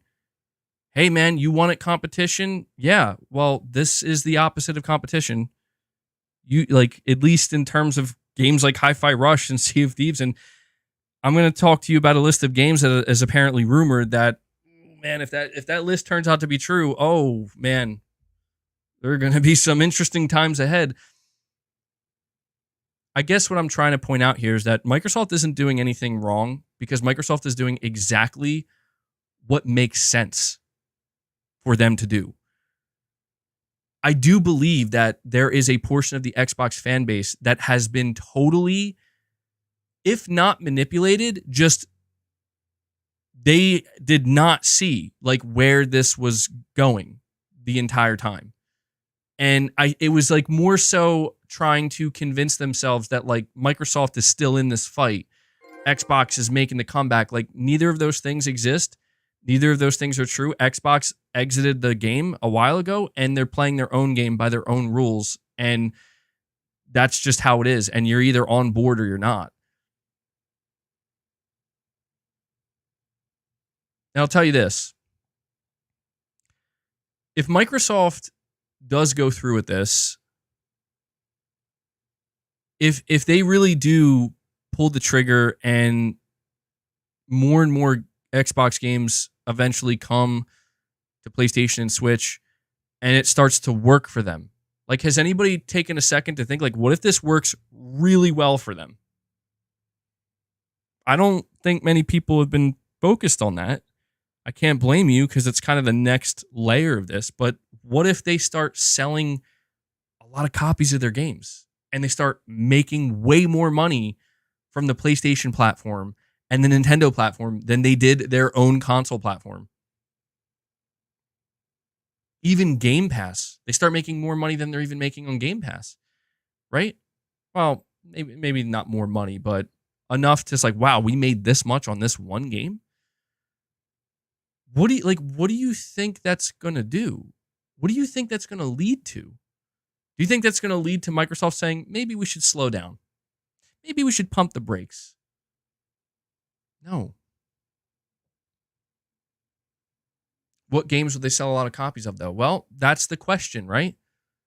Irfan, you're saying read Paul Tassi's article on this. It's interesting. Okay. I do have some super chats I have to read. When I'm finished those, maybe I'll bring it up.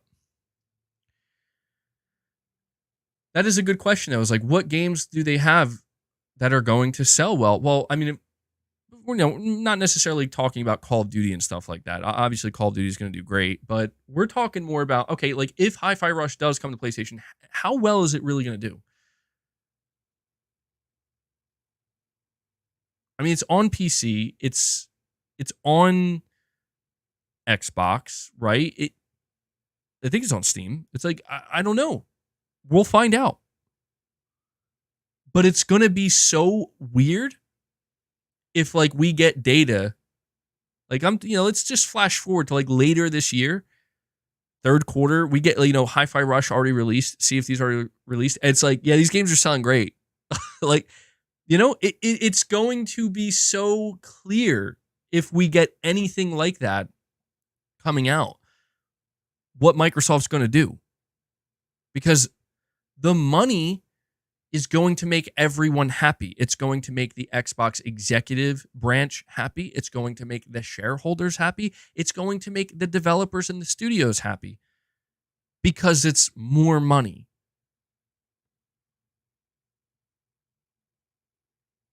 Neutral Zone, you're saying MBG, only Jez and Sony fanboys have said something about this. Microsoft haven't said anything about this. So Neutral Zone, here's what I'll say. I think there's a little bit of denial in what you're saying, but you are factually correct. Microsoft has not said anything. To be clear, it's not just Jez Corden that's talked about it, but you are factually correct in the sense that Microsoft has not said anything about it officially. Listen, to play devil's advocate here and to be, to cover all the bases, I need to acknowledge that this could get canceled. I don't think that's happening. I think there's zero chance. I think Microsoft is seeing this through. I think that's pretty clear. But if for some reason they see the conversations that are happening, they're like, no, this is a mistake, cut it. But the thing about it is, you have to keep in mind, if they decide to do that, which I don't think they will, Microsoft is gonna have to turn to their own studios and say, we know you want to get more sales and make more money. No, we're not letting you do that. Then they're gonna cause problems internally. So again, the reason why I think this makes the most sense is because what Microsoft is basically saying, who are we really going to upset here? You're going to upset your fan base, a portion of your own fan base. Okay, is there a scenario where we can do something that doesn't upset somebody? No, somebody's going to get upset. A group of people is going to get upset. It makes the most sense. Let it be the core fan base, because you know what? They're the most likely to get over it and not care. And they're absolutely right. They're absolutely right. You know, like most of these people that are being very vocal right now, like they're flash forward a year from now, they're not going to care. And that's just the way it goes. Do you know how many PlayStation fans had full-blown meltdowns when Sony announced that they were bringing some of their games to PC? You flash forward to now, how many PlayStation fans are having meltdowns that Horizon Forbidden West is releasing on PC, I think next month? You know? It's just at some point people just need to realize that these companies are willing to take the risk now more than ever of upsetting the fan base because they know the fan base will get over it, because at the end of the day, what people it turns out what people care about is just playing games. You know? Like, yeah, it's nice if you know, like, oh man, like I bought this console for this exclusive game.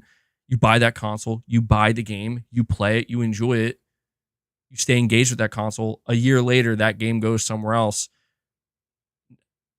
Why? Like, it's, you know what I mean? Like, it's only going to matter for a moment for some people, and then they're just going to realize, okay, what am I going to do about it? There's nothing. You can go to PC. Like, that's the thing, is a lot of people say, like, just go to PC, just go to PC. And I see PC players bragging all the time about, like, man, being on PC is great because I get everything. It's like, well, that you have to wait.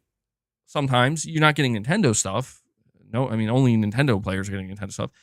But it's just like, it doesn't, like I'm just trying to say, like, these arguments between the different fan bases, like, it's so, I understand it sometimes because it's interesting to have these conversations and see all the different sides. But like, at some point, people just have to wake up and realize, like, it doesn't matter. Like, none of your words, including mine, in regards to what these billion-trillion-dollar companies are doing matter. I promise you, if there's some kind of boycott, because I'm telling you, I'm starting to think that's what's brewing underneath right now with this portion of the Xbox fan base. If there's like some kind of boycott where they're going to try to rally together to get Microsoft to stop this, you should probably just, like, you're not stopping anything. Microsoft is going to do what they're going to do. In fact, you doing a boycott will probably bring more attention to it and make it more successful for them, as we've seen demonstrated multiple times in the past.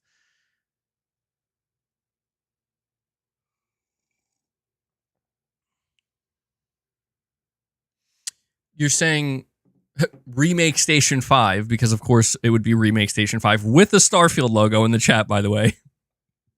Who is also a channel member? Like, what is going on here? Says, realize that Xbox is getting a lot of games that are going to be exclusive. Listen, here's what I think we should do. I know, yeah, it's probably gifted. Here's what I think we should do. You tell me if you guys are in agreement or not. I think we should just start using the term timed exclusivity, timed exclusives. Like we have to start inserting the word timed or temporary, because that's what this is, people. Exclusivity does not really exist anymore, and people need to wake up to that. No matter how painful or annoying or against every fiber of your being based off of what you know, this is just the way it is, man. I didn't make it this way, but it's just the way it is. You're insane if you think that going deeper into the future in a volatile market where it's clear that, like, the name of the game is we need to get as much money from these games as possible. You're insane to think that these companies care at all about exclusivity. You're saying Sony's games are still console exclusive. But yeah, that's true. We could use the term console exclusive, but I don't know.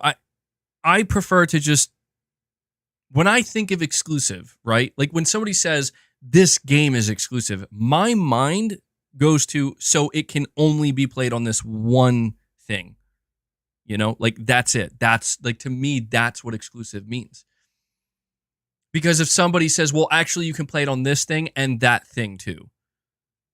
To me, I know there is a difference. And I guess in a way, that's kind of where it's like circling back with this conversation. It's kind of how like, well, why is it a big deal that Hi-Fi Rush and Sea of Thieves and some of these games might be coming to PlayStation? Well, this is why, because they're coming on competing consoles. They're no longer even console exclusives. So I understand what you're saying. There is a little bit of nuance there depending on who you ask, and I understand that. But I just think for the sake of simplicity and just kind of boiling it down, I really just think going forward it would be better to just assume and view every game that comes from Microsoft, that comes from Sony, as timed. Because listen, man, you're gonna see a lot of weird conversations happen in the coming months if this is true. And I just think PlayStation, like, I think certain people in the PlayStation community need to kind of like be aware of the fact that, okay, Sony probably isn't going to be doing exactly what Microsoft is. Like, Sony's probably not going to release Spider-Man on PlayStation or anything like that. Or Sony's not going to release Spider-Man on PlayStation, on Xbox. But it's like, there's just, I'm trying to think of the best way to word this. There's no reason, I think, for PlayStation fans to be going on the attack right now, so to speak, or being aggressive about it, because it's just like, guys, like, you're basically like beating a dead horse. You know what I mean? It's like, what is, like, listen, the people who have been cheering on Microsoft the most, like, what has that resulted in for them? The most that it's resulted in for them, and this is not a bad thing, but it's just, I think, the reality, the most it has resulted in is if, hey, I get more games on Game Pass. And it's like, great. Cool. Other than that, I don't know what it's resulted in. So if your whole thing is you just wanted more games on Game Pass, then I guess it makes sense why you would cheer on everything that's happened. But looking at everything else surrounding Game Pass, I just don't know what exactly, like, I think what we're seeing right now, let me just bring it down to this, and then I'm going to read these super chats. What I think we are beginning to witness is there is a group of people on the internet that were so aggressively cheering on Microsoft, but they're also the exact same people that are going to feel the most hurt by Microsoft's decision to start putting some of their games on PlayStation. And so it's kind of like, it's the double-edged sword of, I guess, being that intensive a fan, where it's like, yes, you're going to dominate. Let's do it. And then they find out that's like, yeah, we're going to put some of these games on PlayStation. That thing that we're supposed to be competing with. And I just think that for some people, it's like, wait, Microsoft, I thought you were doing this for us. It's like, no, dude. Like, they're not, Microsoft isn't making the decisions they're making so you guys can go cheer them on and weaponize it. That's like, they're making the decisions they're making based off of the numbers and the business side. And I think that's just the harsh reality for some of these fans that they're now waking up to, where it's like, guess what? If this turns out to be true, you're going to see people tormenting like some of these fans, where you're going to see people posting pictures of Hi-Fi Rush on PlayStation, people getting platinums on Hi-Fi Rush and Sea of Thieves and shit. And it's like, I guess what I'm trying to say is that for the past couple of years, I really saw a group of people kind of rise up with the notion that, like, yeah, Phil Spencer, man, like, he's doing this for you guys. This is about that fandom. This is about the fans. This is about the people who are out there tweeting every day, commenting every, going on the defense every day. Like, this is for you guys. And this move that Microsoft is about to make it so clearly illustrates we don't give a fuck about you guys. Not in that way. Like, we care about you as customers, as dollar signs, which is fine because you're a business. You're allowed to do that. But I can't remember how many times, like I've seen Phil Spencer go up on stage and past E3s and really try to talk directly to that fan base, and say specific buzzwords and really make it sound like this is about you guys. Like, no, it's not. It's not. It is to an extent where it's like, yeah, we want you to be here and to play our games, but like the whole the whole idea that Microsoft and Xbox is going to win, it's like that's not real at this point, and it doesn't exist. There's nothing to be won. It's just how much money can we get? The console war's over, like exclusivity as we know it is slowly but surely coming to an end. So it's like, at what point is it just like, I don't know. I guess what I'm trying to say is, like, in the future, in the far future, it's very much possible that the fandom that's left, the hardcore fandom, you're going to become a hardcore fan of a third-party publisher, not a platform holder. I don't think there's anything wrong with that. You want to be a hardcore fan of a publisher? Why not? There's hardcore fans of Rockstar, that exists. It's just things are changing. And I think that it's just been a very slow, painful in some ways, and almost like there's just been so much friction, so many things that seemingly go against the grain, but it's like, this, I'm pretty sure, was the way it was always going to go. At least in Microsoft's case, maybe in Sony's in the future. Anyway, I'm falling very behind on super chats. We have Geek Fox saying, hello, MBG, your thoughts on the short message. I actually didn't play it yet, and I have to be totally honest with you. I'm going to have to kind of force myself to play it. I did watch a little bit of gameplay of it. And just so you know, the reason why I haven't played it is because I basically played the shit out of Tekken 8.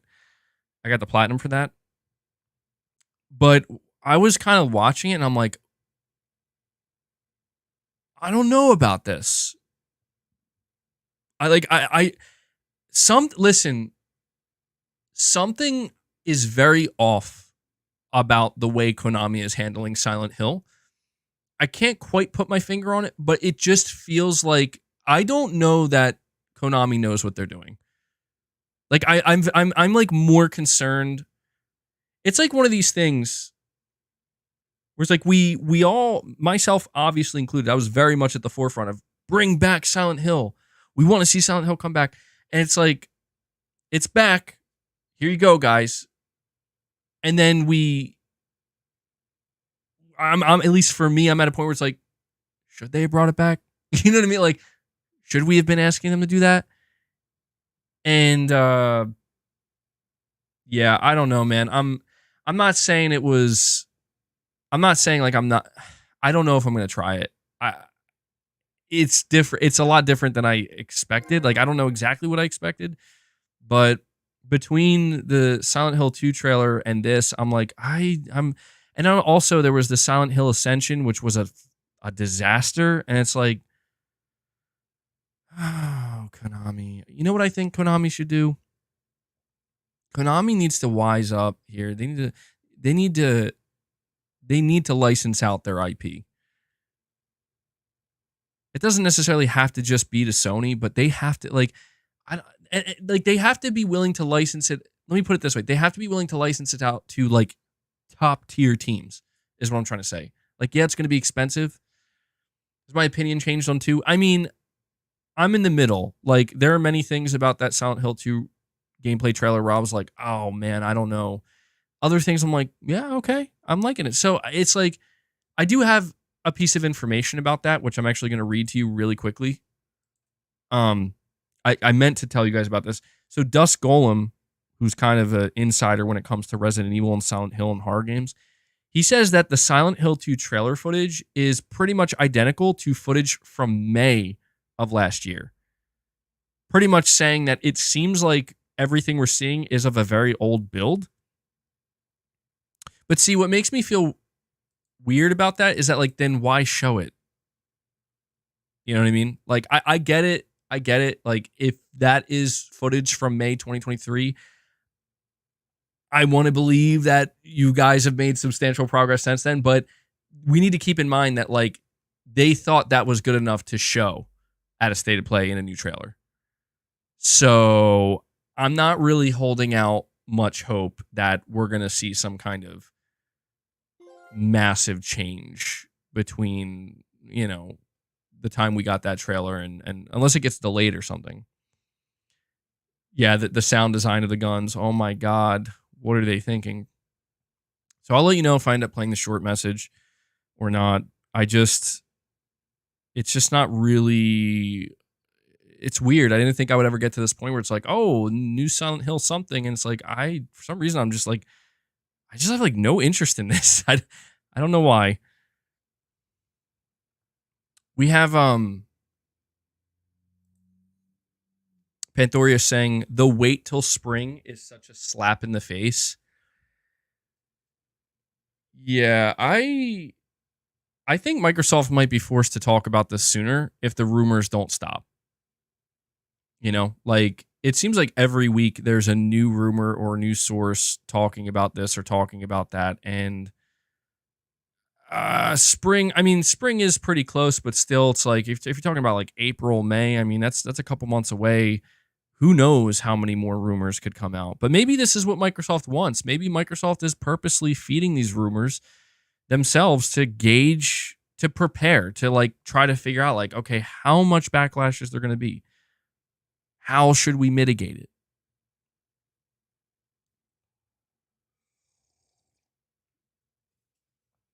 Oh, it's that short? You're saying you can beat the short message in an hour? Really?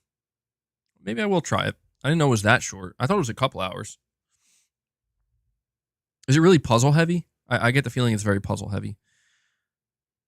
New Soul 9 with back-to-back super chats here. He says, MBG, I don't know why they want to be careful. They weren't being careful when they announced Game Pass and all of their games going outside of the console. If people make a big show out when this is announced, you're part of the problem. They don't care about gaming/gamers and want to be selfish.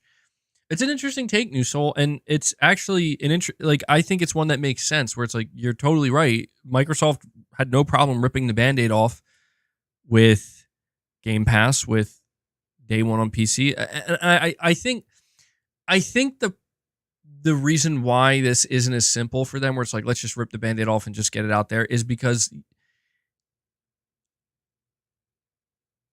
let's face it, it does pretty much communicate to the Xbox console owners or people who, like, let me put it to you this way, New Soul. This has not been confirmed. I'm already seeing, and maybe these people are lying on the internet because people lie on the internet all the time, but I'm already seeing so many people like leaving messages basically saying, like, yeah, I'm done with Xbox. Like, I'm not even going to buy games from their storefront anymore. Or I'm just not. Like, I'm just not. Because here's, New Soul, I think this is the reason why Microsoft is feeling like they have to walk on eggshells. It simply comes down to, once they pulled the trigger on this, it doesn't really matter if it's just one or two games. It doesn't really matter if they're old games.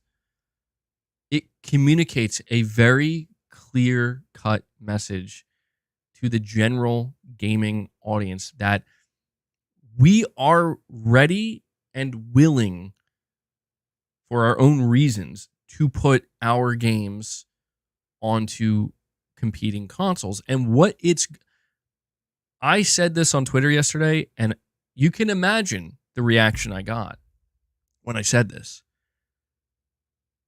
Okay?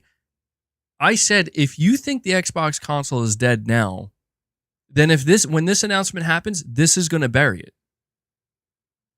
And I'm not, and people immediately assume, oh, that's console war. That's not console. Dude, that's just logic, man. That's just common sense. I'm not saying that. Like people literally read me saying that, and what they read in their head is, I want the Xbox console to die. I hate Xbox consoles. I hope they go away forever. I didn't say anything of that nature. If you think there's an undertone there, that's on you. That's not my problem. But that is absolute. I stand by what I said because that's absolutely true. Why would anybody, and this is just, again, common sense, why would anybody, after some Xbox games, come to PlayStation or Nintendo, but I'm specifically looking at PlayStation here because I'm specifically looking at PlayStation here because they're the ones that are more directly competing with Xbox than Nintendo is. Why would you even remotely consider buying an Xbox? Like, we are about to seemingly this year turn on our PS5s, buy and download and install a highly acclaimed Xbox made game that will have a platinum trophy. When you know that it's not a two-way street, like if I buy an Xbox, you're never getting God of War, dude. Like you're not, like, you just know you're not. There's no chance because Sony has never communicated that. Sony has never even hinted that, hey, if you wait long enough, if you buy an Xbox, you just might get to play Uncharted. Like, that's not a thing that exists. And I'm not saying it never will, because I'll tell you right now, I'm not one to say, oh, that'll never happen. I don't know what the future holds. I will say that seems very unlikely anytime remotely soon. And I think most people would generally agree with that. But once Microsoft pulls that trigger, like, I'm just saying, there's a reason why Xbox console owners and buyers are the ones freaking out the hardest right now. Because the writing's on the wall. Like, they know it's over, dude. I'm not saying that because I want it to be over, because I don't. Like, the reality is, this is Microsoft giving up on console entirely. Sure, they will make consoles and they will sell consoles. But if you think the Xbox console is struggling to sell now, just wait until people get a taste of their first Xbox Platinum, Xbox developed Platinum trophy. Just wait. Like, no one's going to touch Xbox consoles anymore because, like, basically you would, like, at some point, you might even, it might be so bad that people are going to be kind of like embarrassed. I could see that happening where it's like, don't brag about buying an Xbox because all anybody's going to tell you is, why would you do that? Like, that's like, at the very least, go to PC. At the very least, go to PC. Why would you buy an Xbox? If you just want the console, go to PlayStation. Sure, you may have to wait, but like, it's going to be tough, man, because you won't be able to blame people for feeling that way. Because again, Microsoft I saw somebody in the chat say they're going to open Pandora's box and it can't be closed again. You're absolutely right. This is another one of those situations where, like, that it reminds me of when Microsoft said we're dropping all our exclusives day one into Game Pass. You can never go back on that. That was Pandora's box being opened, and it's going to happen again. Jake Skew 27 keeping the membership train rolling today. Jake, thank you so much, my friend. Jake drops a gift, and he brings us up to 82 members. So, guys, we are, again, like, I can't believe we're at 82 members. We are making our way to that 100 mark.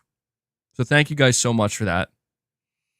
So, New Soul 9, I want to acknowledge the second part of what you said here. You're saying that, you know, if people make a big, you're saying that the people who make a big deal out of this when it's announced, or, like, I guess in a negative way, right? Like, they're kind of part of the problem and they're being selfish. And it's like, I understand where you're coming from with that, because you're not wrong. It's just, the thing is, I can understand, from, believe it or not, I can understand like why some Xbox fans are getting so annoyed by this, because it's just that I think what this signals is that there is a permanent change that has occurred, and basically like the way things used to be are never going to exist again. And what I'm talking about is this, the more traditional way of, we make a console, we make exclusive games for that console, and we put our all into those games to create an identity around that console and that console brand. And these things go hand in hand. And that is what the console market is based off of. And once Microsoft makes this move, it's like, well, that's never going to exist again. And even if they try to continue to keep that alive, everybody's going to know it's just a shell of its former self. It's not the same anymore. And it to me, it's more of like almost like a nostalgia thing. It's just a matter of like, this is what we know. This is what we've always known. And I guess it's not unreasonable, even though it may seem like it, and some people might try to make it seem like it is unreasonable. I don't think it's unreasonable that people kind of assume that this is the way it's always going to be for consoles, as long as they exist. Like, I don't think that's a crazy assumption where it's like, as long as consoles exist, so will console, like games that are just exclusive to that console. Because then why would the console need to exist? And I think that there's answers to that where it's like, well, because not everybody buys consoles just for exclusives. People buy consoles for different reasons, but it just kind of goes against, again, the actual nature of why, like, think about the original Xbox, man. Like, Microsoft went ballistic. They went crazy trying to nab any exclusivity they could, making their own, but also signing as many, because they knew like we need to get, this is how we get people on our console. And to put it more simply, New Soul, what I'm trying to say is the console market is inherently based on a you will come to us mentality, business model. Like, you will come to us. We will create the thing and you will come to us for that thing. And what Microsoft is clearly now getting ready to fully embrace in a way that we've never seen is, we're going to come to you. You don't have to worry about coming to us. And that's why I said earlier, like, anybody who's acting totally shocked by this, like, as in like, I can't believe Microsoft would do this to us. Like, dude, you've been like, you're supposed to be an Xbox fan. Have you not been following them for the past decade? Slowly but surely, and sometimes in at certain points, like with Game Pass, much more aggressively, they've been making it clear that like, we're gonna come to you. And so that New Soul 9, that's where I understand from your point of view. You're saying like, how could that be a bad thing? Because the way people are going to come off is, you're taking the thing that was just supposed to be for me, and now you're just giving it to everybody. And it's like, well, like, yeah, that's a decision that they're making, and it's a financially driven decision. But I just want to say this before I continue with the super chats. I think it's a little bit disingenuous or unfair. Maybe not disingenuous, but a little bit unfair to like, look, man, we can't ignore the history of the console market and just pretend that it was like, that this is just normal and not at all, a shift. To me, that's too extreme in the other direction. Like, it may be that it was always going to be this way, but it's like, you can't ignore the fact that Xbox's history is the original Xbox break into the market. Exclusivity is the name of the game. Killer app, Halo. Come to us. Come get an Xbox. 360, double down on that. Take it to Sony, right? Gears, more second and third party exclusives, more Halo, Forza. It's like securing Call of Duty contracts and stuff. And I just want people to keep this in mind. The same people that you see having meltdowns over this rumor and over what's seemingly about to happen are the same people, very likely, that were there in May of 2013 watching the reveal of the Xbox One and watching Xbox's 2013 E3 and reading headlines of Microsoft saying, we want to sell 200 million Xbox One units. I'm saying this because Microsoft was all about the traditional console market and dominating it and being that, a crazy competitor in it. Microsoft fully believed in the console market, the traditional console market, and the only reason they don't now is because they lost, man. And this is why you see like certain Xbox fans crying out in agony, because it's just the way, like, it's just how it is, man. Like, there are winners and there are losers, and that's why I can't blame Microsoft for doing what they're doing, because it's like, what people need to realize is that Microsoft's strategy is having a self-contained console ecosystem. Has anybody stopped to think for a moment, like, why? Like, if what Microsoft is doing is truly the smartest thing, why didn't they just do that from the beginning? It's because it's not. Like, the whole ambition behind a self-contained console market is, let's see how much we can grow this and keep it all to us. It is a very inherently selfish, business, greed-driven thing, no matter what. For Sony, Nintendo, and at one point with Microsoft, it's about, let's get as many people to come to us and let's lock them in, and we're not going to share with anybody. Like, you know what I mean? It's just, we want to have it all. We want to have our own console, our own UI, our own store, our own games, our own services. And the reason why, well, we want it to be all about us because then we reap the most profit. We don't have to worry about splitting it.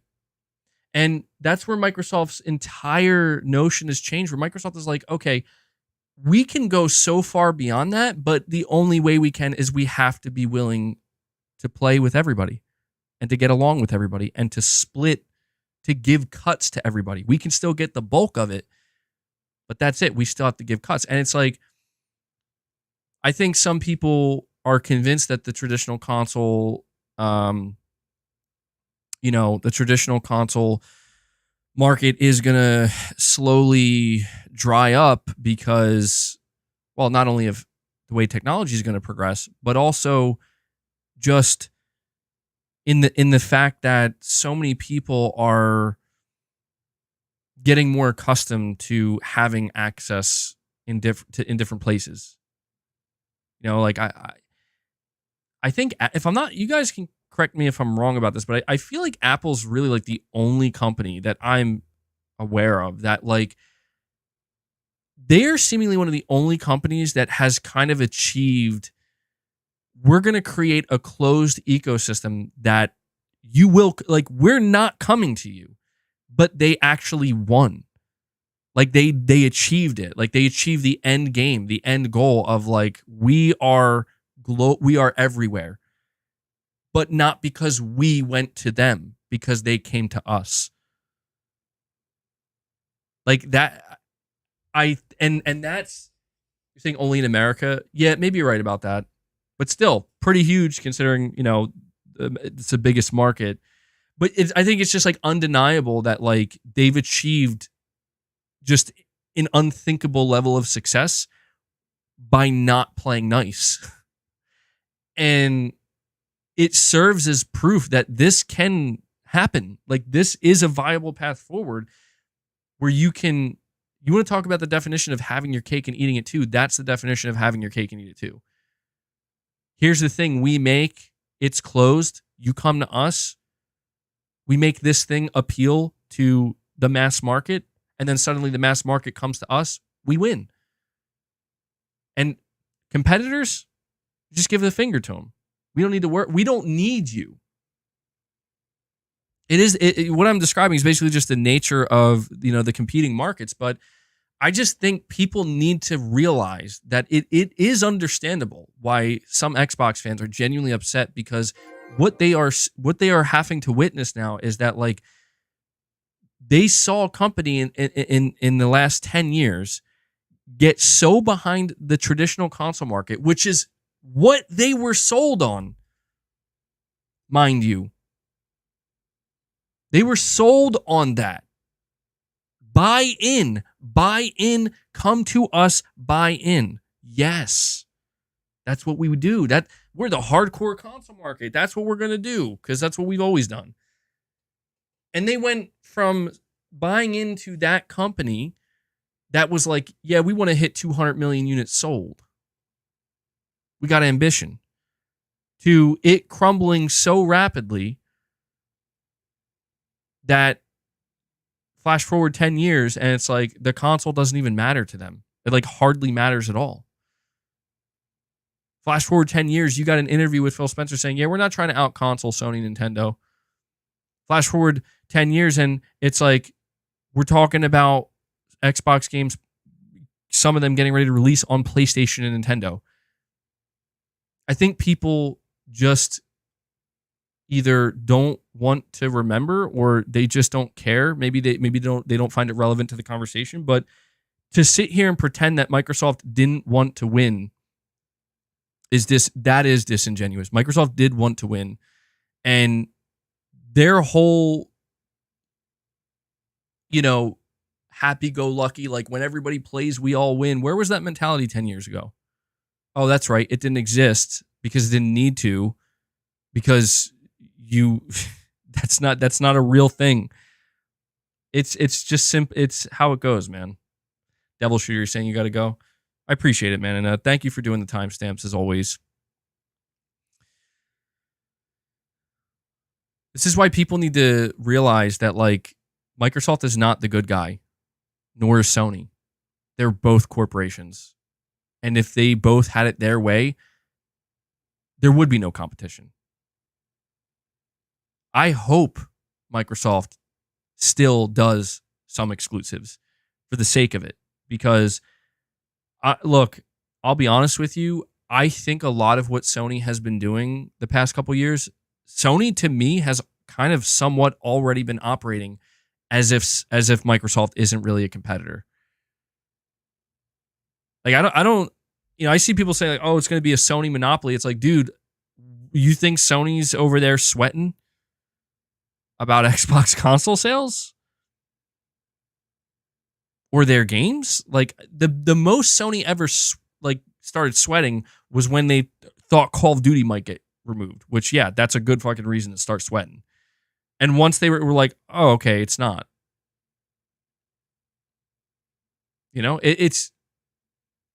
It's just the way it is, man. It's not, maybe this is obvious to a lot of people or just some people, but Microsoft gave the monopoly to Sony in 2013. I mean, that's what makes me sad about this whole situation is that, like, I understand it's like, yeah, fuck Xbox and Xbox fans, no fuck PlayStation and fuck, like the console wars, like, legitimately, even the platform wars are about to be over at this point, man, where it's like, it just seems like competition between Sony and Microsoft is ramping down, man, and coming to an end. And I can understand the side of it where it's like, that's good. Like, let's just have everything everywhere. But it's like, it's not going to work that way. Because you think Sony isn't looking at this shit and being like, what? What? We can have like, you're telling us the only real competitor we may have to worry about is Nintendo with the Switch? What? Like, dude, Sony is salivating right now because they're a business, just like Microsoft would be if the roles were reversed. So what we as PlayStation fans are going to have to do, if this is really where Microsoft ends up going, like aggressively, we're going to have to keep Sony on their toes. We are. It's going to be up to the fan base to just make sure, like, all right, Sony, that's great. I'm sure you're feeling great that you don't have to worry about Microsoft anymore. But at least in the console space, like, we got to make sure that we push back if Sony gets out of pocket. That is the vital role that Microsoft has played this entire time, where it's like, it's almost why I almost wish that Sony didn't utterly obliterate Microsoft the way they did. Like, I almost wish that Sony was like, all right, buddy, you can get back up. You know, like, we feel kind of bad for you. That's not how this works. You know, that this is aggressive competition, man.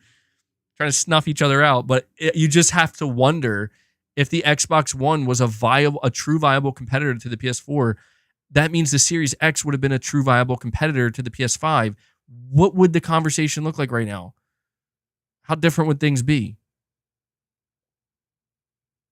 I'll tell you what, Microsoft wouldn't have been able to get Activision Blizzard. At least I don't think they would have, because all those charts that they put up of here's how badly we're losing, they wouldn't have been able to put up those charts. The only thing they would have been able to show is here's how much we're competing, and it turns out we're actually competing pretty well. Doesn't that sound better to anybody? Like, I don't know, to me maybe it doesn't sound better because, again, Game Pass wouldn't exist, but to me that sounds kind of cool. It's like, wow, man, like, two high-end console manufacturers really duking it out, fighting for our dollar. You know? Trying to one-up each other in the quality of their exclusives. That's not what's happening here. Like, at all. Like, at all. And it's just so crazy to me that people don't fully comprehend that. Like, and I think it's portions of the Xbox fan base that really twist it and make it seem where it's like, Microsoft is going to kick Sony's ass. Like, Microsoft is steamrolling. So, like, dude, what are you talking about? Like, Microsoft isn't doing anything to Sony. Like, literally, not, like, they're not even looking in Sony's direction. Except to maybe sell some games on their platform. You know, like, this isn't competition, man. Let us compete. In the words of Satya Nadella, you want competition? Let us have competition. Fucking 1 year later, yeah, we're going to start releasing our games on PlayStation. Like, okay. Thanks for that competition, Satya. We'll see. You're saying that's still happening by studios, not the console makers? Yeah, and I'm still going to push for that. You're right. Like, competition isn't fully dead. It's just, it's not the same, I guess. It's not as intense anymore either.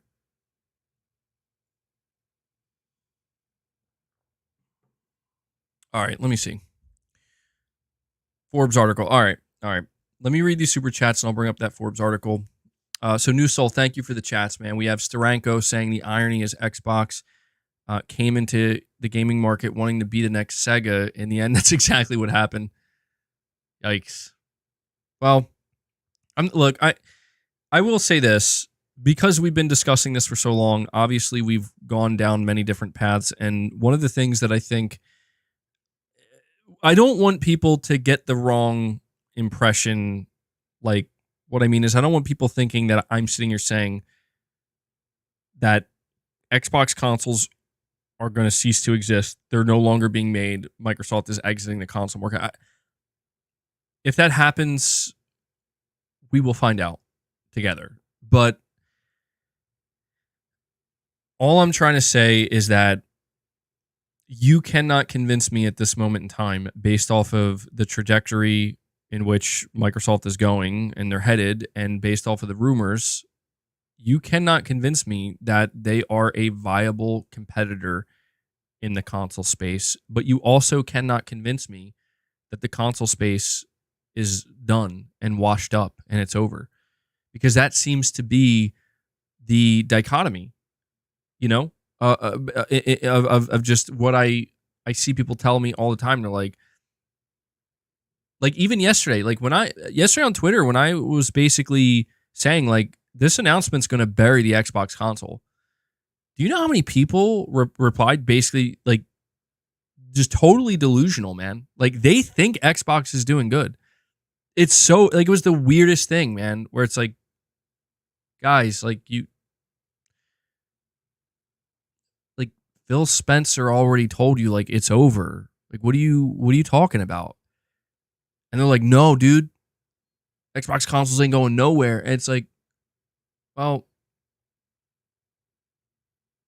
okay, I guess. That's strange to me.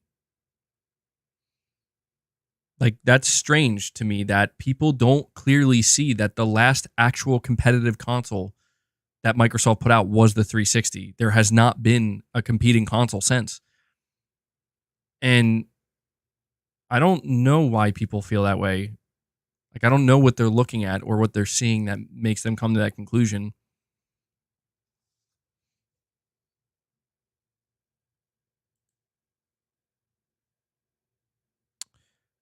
Connor, you got 2 super chats back to back here. You're saying here in Europe, Xbox consoles have been sent back to Microsoft. There's no demand, and their games, UEFA Champions League, PS5 sponsor, PS5, put their system on during Champions League final week, showcase their stuff. It's working extremely well. Well, you know who's responsible for the success of PlayStation in Europe? Or maybe I should say the utter dominance, because let's be honest, like that's at least in terms of competing with Microsoft. That's Jim Ryan.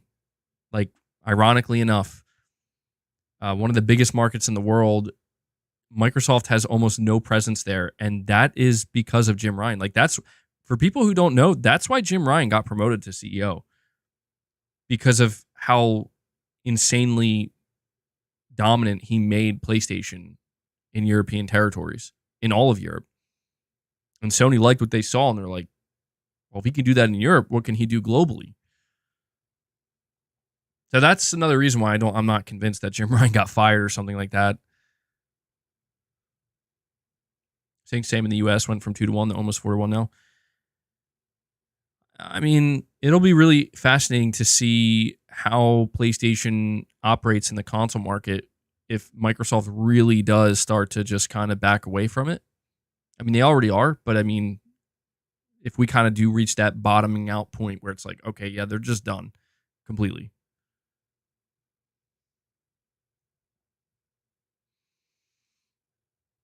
So I appreciate you letting me know, Connor. We got Connor coming in letting us know that, like, hey, over here in Europe, there's just no demand for Xbox and their games or their consoles. Miguel, you're saying PC won't get GTA Day 1. That's true. That's a big one, yeah. I kind of forget about that. Like, that to me would make it hard for me to brag as a PC player, you know? Because that, like, GTA 6 is going to be the biggest game ever to drop. And it would drive me nuts. Like, if PC was my preferred platform, it would drive me nuts knowing, like, and I don't get it.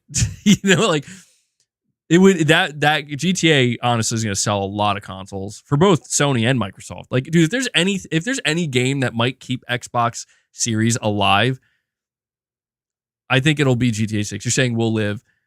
That's interesting to me. See, to me, that's fascinating that there are PC players who are like, yeah, I'll wait, because it's going to come to PC eventually.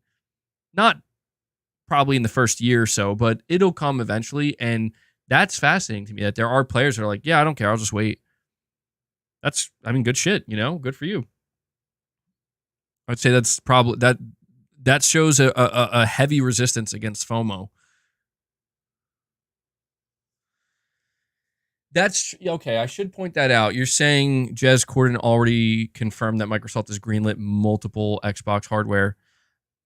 Yeah, to be clear, like, I think Xbox console hardware and Xbox hardware in general will continue to exist. I just don't think it's going to matter, though. Like, I think it's just going to be Microsoft's way of not alienating, like actively alienating their hardcore fans. Because I think Microsoft knows, like, you know, you again, almost 30 million consoles. That's still a lot of people. Not all those people are hardcore Xbox fans, of course. but a chunk of them are. And so Microsoft probably just looks at it. I've seen them do this, dude. Like they did this with Windows Phone. They did this with, like, dude, Microsoft even made a Surface phone that I think flopped so hard. It's not even funny, but they felt like they had to make it a phone, like it has to receive and phone calls, and you can make phone calls on it because they knew that there's just this very small but vocal group of Windows Phone fans that, because keep in mind that's what Microsoft did. Like Microsoft was like, we're all in with smartphones, Windows Phone. This is the future. We're never giving up on it. Flash forward, less than 1% market share, and it's like, guys, we're pulling the plug. And even though less than 1% market share is very small, that's still a lot of people. Like the global market, that's a lot of people that are like, are you kidding me? And so this is, again, man, this is what, I don't know if people know this or not. This is what Microsoft does. I don't know if like Xbox fans that are melting down right now, I don't know if they realize, dude, this is how Microsoft operates. They always have. It's not like I will say, I will give Microsoft this credit. They truly try to find a way to make, even if it's just a few million fans or less, the few people that are left, even if it's less than the 1% that are left, maybe except for Zune, right? Like I don't think they did this for Zune, but like with smartphone, like with the Surface phone, and now they're still going to make all this Xbox hardware. It seems like they're still going to keep that there for the person that wants it. For the person that wants it. And I can salute that, because that's a good thing to do. But I just don't know that it'll help anything in terms of like the market and the competition. Microsoft wants people to move to PC. Yeah, probably. Yeah.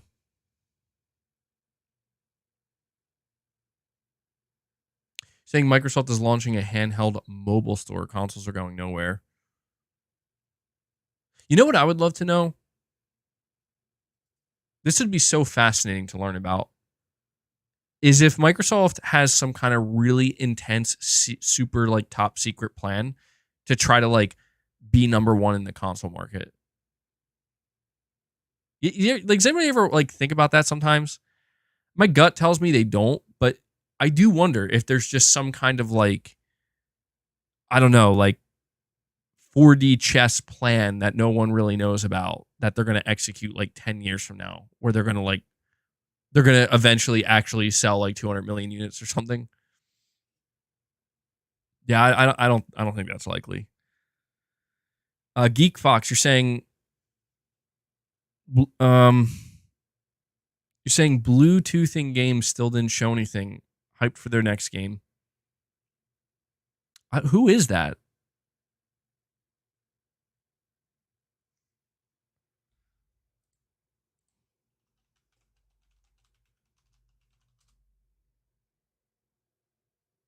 Dude, I'll be honest. Like, I have no idea. Yeah, I'm very confused. Bluetoothing games. Toothing games. Geek Fox, I'm very confused right now. I do appreciate your super chat, but I have no idea what you're talking about.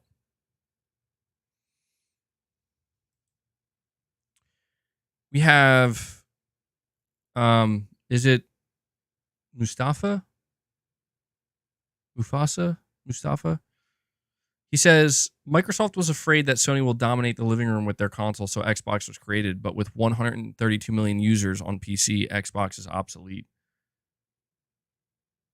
So is it Mufasa or Mustafa? It's Mustafa, right? Okay, I think I got that right. I'm sorry if I didn't. Yeah, that's an interesting point though, because I think it's true. I mean, people have Mustafa. Okay, thank you.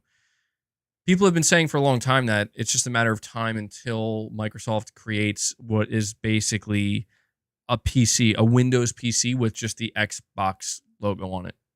You know, I mean, you could. Some people even make the argument that that's kind of what it already is, and yeah, I do think that because of how closely connected the console is to PC and to Windows, I could see a reality where Microsoft never does exit the console market. Where it's just like it does have a place, if anything, just because of how close it is in proximity to Windows. Like console could act as a gateway for a lot of people to a Windows PC. It could act as a gateway to Game Pass. So I do think that Microsoft sees a point in Xbox hardware, but I don't know, man. Like Sony is like relentless.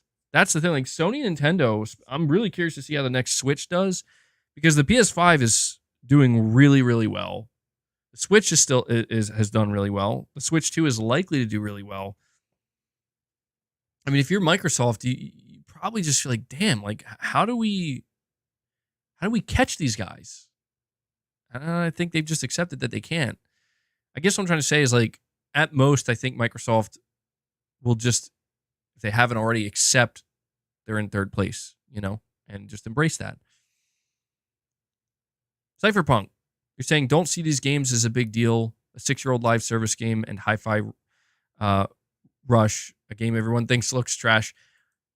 Interestingly enough, Cypherpunk, I want to bring this list up here.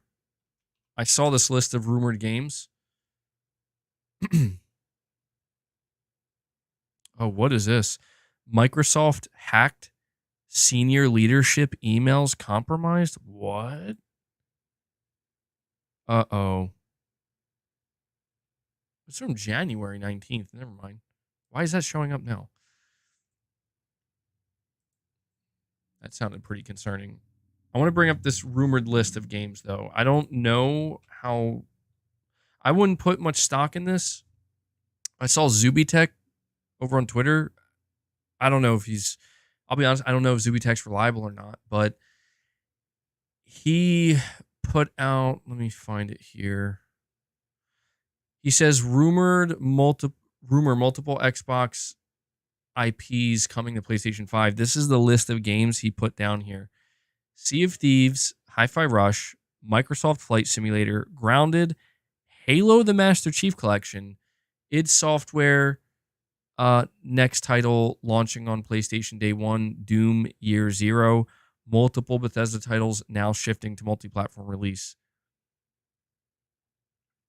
So, I get what you're saying. Like, again, man, Cypherpunk, the big deal does not lie in the game itself. Sea of Thieves coming to PlayStation, like, just by itself on paper, not a big deal. It's Sea of Thieves, dude. Like Hi-Fi Rush, same thing. The big deal, again, lies in the bigger, overarching message that's being communicated, where so many people are going to see that and be like, well, okay, if Sea of Thieves can come and Hi-Fi Rush, then how do I know other games won't? And it's like, you don't. That's the point. You don't know. Unless Microsoft, and they will not do this, to be clear, they won't. Microsoft's not going to come out and say, and Starfield's never coming to PlayStation. Starfield's never releasing on competing consoles. Elder Scrolls 6 is never releasing on competing. They'll never say that. They will never box themselves in that way. They're smart enough not to do that. So you won't be able to blame people for thinking, well, what's next? Because there's very likely something next. The big one here for me, if it's true, is Halo the Master Chief Collection and the next Doom game. Yo, I got clowned on, I think late last year. There was like this like trending clip of me or something where I was saying, yo, don't be surprised if the next Doom, or I said I wouldn't be surprised if the next Doom launches day one on PlayStation. I could see Microsoft doing something like that. I got crushed. I got clowned on so hard. How fucking funny would it be if that's exactly what happens? Oh. Let me see here. So those are just rumored titles. The two big ones are the Master Chief Collection and Doom. Master Chief Collection is going to be huge if that happens. Like it, the day Halo comes to PlayStation is like, okay, yeah, that's going to be quite difficult for some people to accept. because that like that is basically the Microsoft equivalent of like God of War making its way to Xbox, you know, or Uncharted making its way to Xbox, or The Last of Us. It's like Gear 6 going to launch on PlayStation 5. That'd be so wild, but probably not. You never know though. You never know. All right, so let me just wrap this up with the last few chats, and then we're going to move on to the next topics. We do have other topics to discuss. I spent longer on this topic than I had planned to, but, you know, it's hard not to. You're saying you're trying to pragmatic hat. You're saying you can't super chat. That's really weird. Yeah, some people have been telling me like they can't super chat or something. I have no idea why.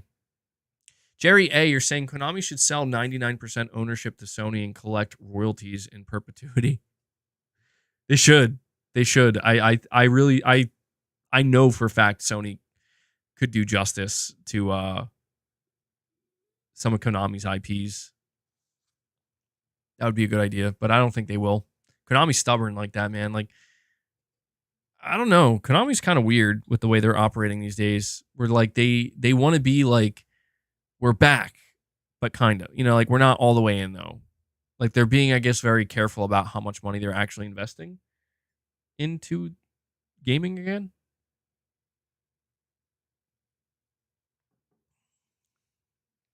Ethan, you're saying I think COD on Game Pass will boost Xbox a lot. We'll see. Like last year, I had that feeling. Like I was like, oh, that's gonna like once they announce Call of Duty on Game Pass, like that's gonna cause Game Pass to explode, and it might, it definitely might. But I also just wonder if like, what if it just doesn't? Because it's like people are like, the thing about the Call of Duty fan base is they don't care about paying for Call of Duty at all. Like they're like, it's like sports game fans, like yearly sports game fans. They're totally conditioned. It's like, here's my annual 70, 60, 70 bucks for the game. You know, and that doesn't hurt Microsoft. Like that, to be clear, that doesn't hurt Microsoft. Like that's all money for Microsoft. That's the funny thing about it, is if anything, Microsoft might actually want that more than people playing it on Game Pass.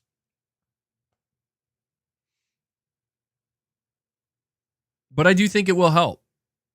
I think it's obvious that Call of Duty being available day one on Game Pass will help Game Pass. The real question is how much?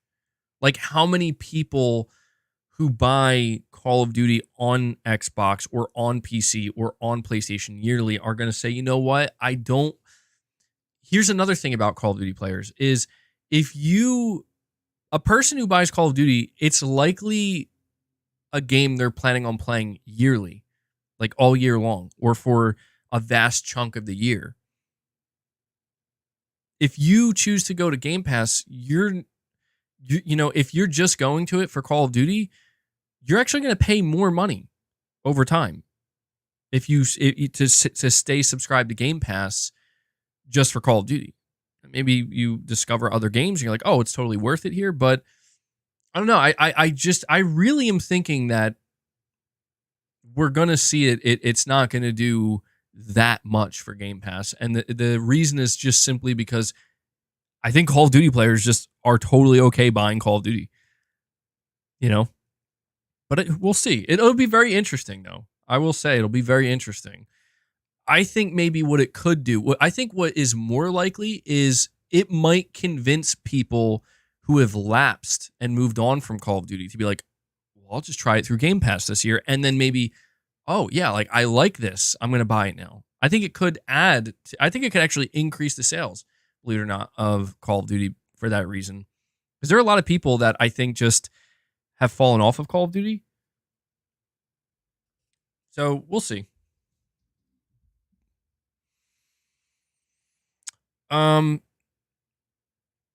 Smart Ritter, you're saying Xbox players will be stuck because of their library, their digital libraries. Yeah, that's true too. Yeah, I guess it depends on how much it matters to them. You know, like I guess it depends on. See, that's still tough though, man. Because if you're talking about like third party games, like my digital third party library, I mean, yeah, that'll definitely keep a certain amount of players tethered to you, just like it does for PlayStation. But that's where I think I don't know, man. Sony is still gonna and Nintendo for that matter, but specifically talking about Sony because they're they have a more robust digital ecosystem than a Nintendo. It's like players who remain tethered to that are gonna have to always keep in mind, like, I'm still not gonna get PlayStation games, you know? Like you're just not. Like if there's any PlayStation games you're interested in. So yeah, I don't know, man. We'll see how many people really remain sticky, so to speak, to Xbox. But that's a good point. We have Perfect Image saying Microsoft lost in the phone wars to Android and Apple winning. Yeah. Yeah, that I mean it's kind of crazy what happened with Microsoft in the smartphone area where it's like I think I don't recall, maybe somebody who's more familiar with it. Did they lose so badly because they were late to it or because they just didn't make a good product? I don't remember. I remember Windows Phone pretty vividly, but I just can't recall like like the reasoning why they had so little market share. They were just late to it, I think. Like they just realized too late that apps. That was a weird situation. I know they spent like $7 million on like Nokia or something. Windows Phone was actually good. Windows phones were actually great. See, that's sad though. That's kind of sad to think that like it was actually good. It's just you're saying they couldn't innovate fast enough. Yeah, I mean that's the business reality, man. Google and Apple just ate Microsoft up. So I appreciate that Perfect Image. We have Pragmatic Cat with the $10 super chat saying, MBG, it would be difficult for PlayStation to sell $70 video games if they go all digital. PlayStation won because they have the best controller. They should help design controllers for Nintendo. Yeah, Nintendo should just adopt the DualSense, man. You think it would be difficult for PlayStation to sell $70 games if they go all digital? I think it would be harder because there would be a lot of outcry. I think a lot of people would be like, Sony, look, if you're going to go all digital and not give us an option, you got to lower the price. But I think that I don't know. I just don't think Sony would be like, yeah, we'll lower the price. Because the thing is, like, there would be such an outcry if Sony did that, man. There would be. So many people would lose it to where Sony would reverse that decision. First off, like they would sooner reverse their decision to go all digital than they would to lower the price of their games. Would I buy games if they ever went all digital? I mean, I can't lie. The answer is yes. If I said no, I would be lying. Because I would still play the games I want to play, and I would be very upset while doing it. I would be raging every day on my stream about how like I hate this. They took it from me. I have no options. I'm angry. But that's the thing. I would like my only choice would be either quit gaming or, you know what I mean? But that's why I continue to buy all my games physically because I want to continue to show Sony like, hey, you know, like this is how I prefer to buy my games. Like I'll gladly give you my money for games I want. Just please, you know, there has to be, you would protest by quitting. I would too if I felt like enough people would do it. But the reality is like the yeah, don't tell anyone. Yeah, dude, that's exactly. I would have to be secretive about it. I would like I'd rally the troops. Boycott Sony, boycott digital only. We're not supporting this. And then like when I log off, I'm like just turning on my PlayStation, booting up my digital games. I feel like that's what everybody would do. Like I feel like so many people who are like, I'll never go. I'll quit gaming if we go all digital, and they'll like feel like pressured, like they have to keep that up. Like, yeah, I don't play games anymore. Like, yeah, you do. Yeah, you do. Come on. Who's with me? Crickets chirping. Yeah, pretty much. Unfortunately, you'll just go full PC. See, that's an interesting angle. I think Sony knows that too. That's another reason. I see that right there is another reason why I think Sony needs to keep producing physical content or games, because it's like, I understand Sony embraces PC, but let's face it, like Sony is still all about the console because that's theirs and theirs alone. Sony wants to get more involved with PC to tap into a larger install base or, more potential customers, but preferably what Sony wants is for anybody who's even remotely interested in their games to buy their console. So I think there is a chance, certainly, that if Sony were to go all digital, they might not retain everybody. Like a lot of people might say, well, I didn't go to PC. I didn't talk about Helldivers yet, by the way. I didn't go to PC yet because I don't want to go all digital. So if Sony goes all digital, I'll be like, okay, well, I'll just go. Do some dumbbell curls. I will in a little bit later. I got so many more topics to get through here, so I really got to speed this up. I spent too much time talking about this one topic. I knew that was going to happen. I don't mind, It's just there's just other topics I want to talk about. I get in my own way. Connor, you're saying if Xbox goes completely, what will happen to digital games Xbox players bought? I'll be honest, man, like, if there's bigger problems in the world, if that happens, like, that's not going to happen. That's just not, to be honest, I don't have an answer for that, because to me, that's not a possibility. Xbox won't go away like that. It just won't. It just won't. Like, Microsoft would find a way. You know what Microsoft would probably do? If that was like a thing where they're like, you know what, we're done. Sure, we just invested $80 billion, but we're done. I think they would find a way to just like allow players to transfer their games that they bought to Steam, to like, they would have to like talk to Steam or Sony, like the PlayStation Store, where it's like, we're going to give you like keys or tokens or some shit, so that way you like still technically have your games. They're just not on the Xbox Store or platform anymore. But oh my God, that sounds like such a nightmare. Like, that sounds like such a nightmare. I think Microsoft would actually just be willing to like, let's just keep this shit running, because whatever we have to do there sounds like, yeah, that's not going to happen. All right, so here we go. We're going to move on to the next set of topics here. All right.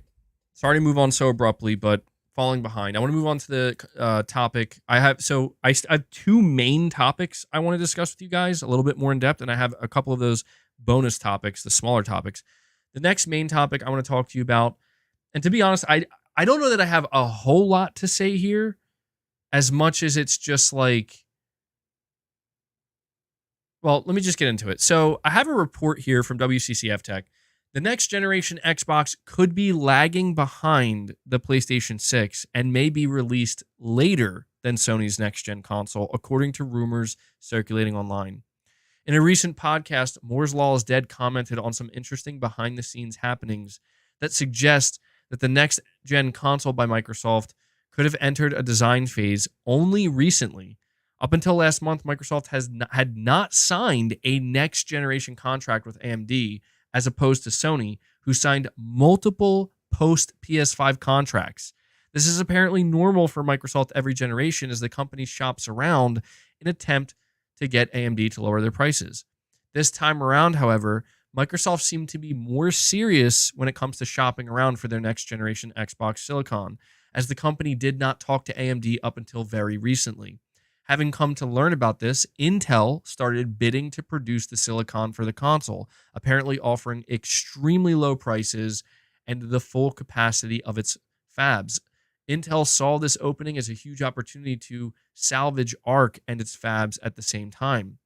While Microsoft has yet to sign a contract with anyone for its next generation Xbox, Moore's Law is Dead thinks it is likely the company will go with AMD once again. However, things seem to be lagging behind Sony and its PlayStation 6 as due to this delay, the console may have only entered the design phase recently.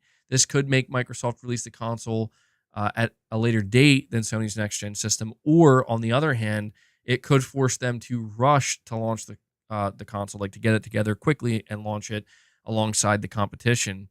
While the door was apparently left open for the next generation Xbox, it really wouldn't have made much sense for the next gen Xbox to be powered by Intel Silicon, as it would have caused more than a few problems for multi-platform releases. Yeah, that would have been a nightmare for Microsoft. Would have been crazy to do that. As of now, however, nothing has been truly confirmed, so we have to take everything with a grain of salt. But I found this. The reason why I find this rumor so fascinating is because the original rumor was that Microsoft was planning to launch their next gen console like way before, like ahead of the PlayStation 6 in 2026, like to kickstart a next generation. And so I guess it really comes down to how much you trust Moore's Law's dead. He seems to be a pretty decent source from what I can tell. Like he's all about following these, computer companies and these chip companies.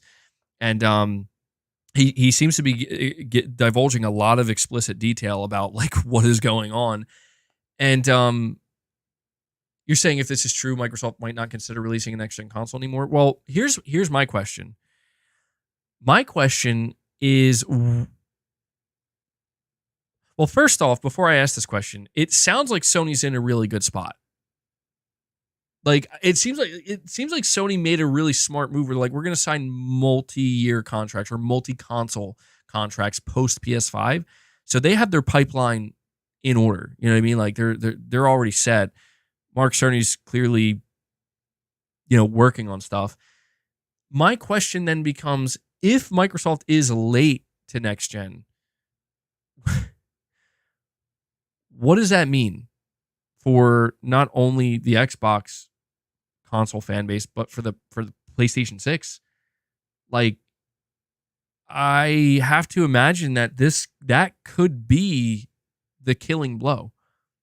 Like, I guess what I'm trying to say is I don't see a future with the next generation consoles where if Xbox is planning to do a next gen console, I don't see a future where they're like, yeah, we'll just release it a year later.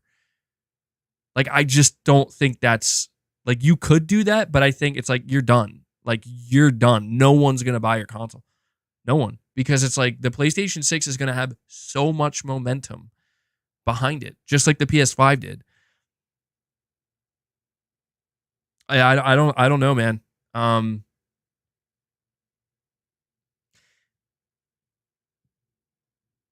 That's, what's weird to me about this too, the more I think about it, like, why is Microsoft being so cheap about it? Like, why is the whole idea that Microsoft is shopping around to make AMD sweat? We need to get a better deal from AMD. Like, what are you talking about? Like, why would, like, this to me just seems weird because it's like, why would you risk being behind the competition in an area where it's like you definitely can't afford to be behind? You know what it really, I'll be honest with you. Do you know what this really conveys to me? And I know people are going to think, oh, here goes MBG doom and glooming. I'm just being honest. And that this conveys to me that Microsoft is like, they just don't care about the console, dude, where they're just like, we want to spend as little money on this as possible, and it would have been a huge, if they went with Intel, that would have been a problem, I think, for sure. Oh, that's interesting. You're saying Jez said Microsoft is still trying to stick with the power narrative. Oh my God, come on. Give it up. There's no way. I mean, I kind of believe it because it's like I could see Microsoft being that dense. It's like, let's stick with the power narrative. Like, guys, they're like you can't, like, there's no way they can think that's going to work for them, right? It didn't work for them for the series consoles. It hardly worked for them for the One X. It's like there has to be a better way. Oh, here we go. They're going to start talking T-flops again. Well, you heard it. You heard it here, Mark Cerny. They're going with the T-flop talk. You're going to have to triple down on the SSD talk. That's what's going to have to happen. We need to talk about Mark Cerny's secret sauce again. You know what, though? I will say this. To be honest, if I'm in Microsoft's shoes right now, I can kind of understand why they would go with the power narrative, because it's like, what else are you gonna do? I don't know. Like, if I had to market the Xbox console, I would panic, because I'd be like, I don't know what to like, what do I say to sell this thing? I think it could backfire on them, though.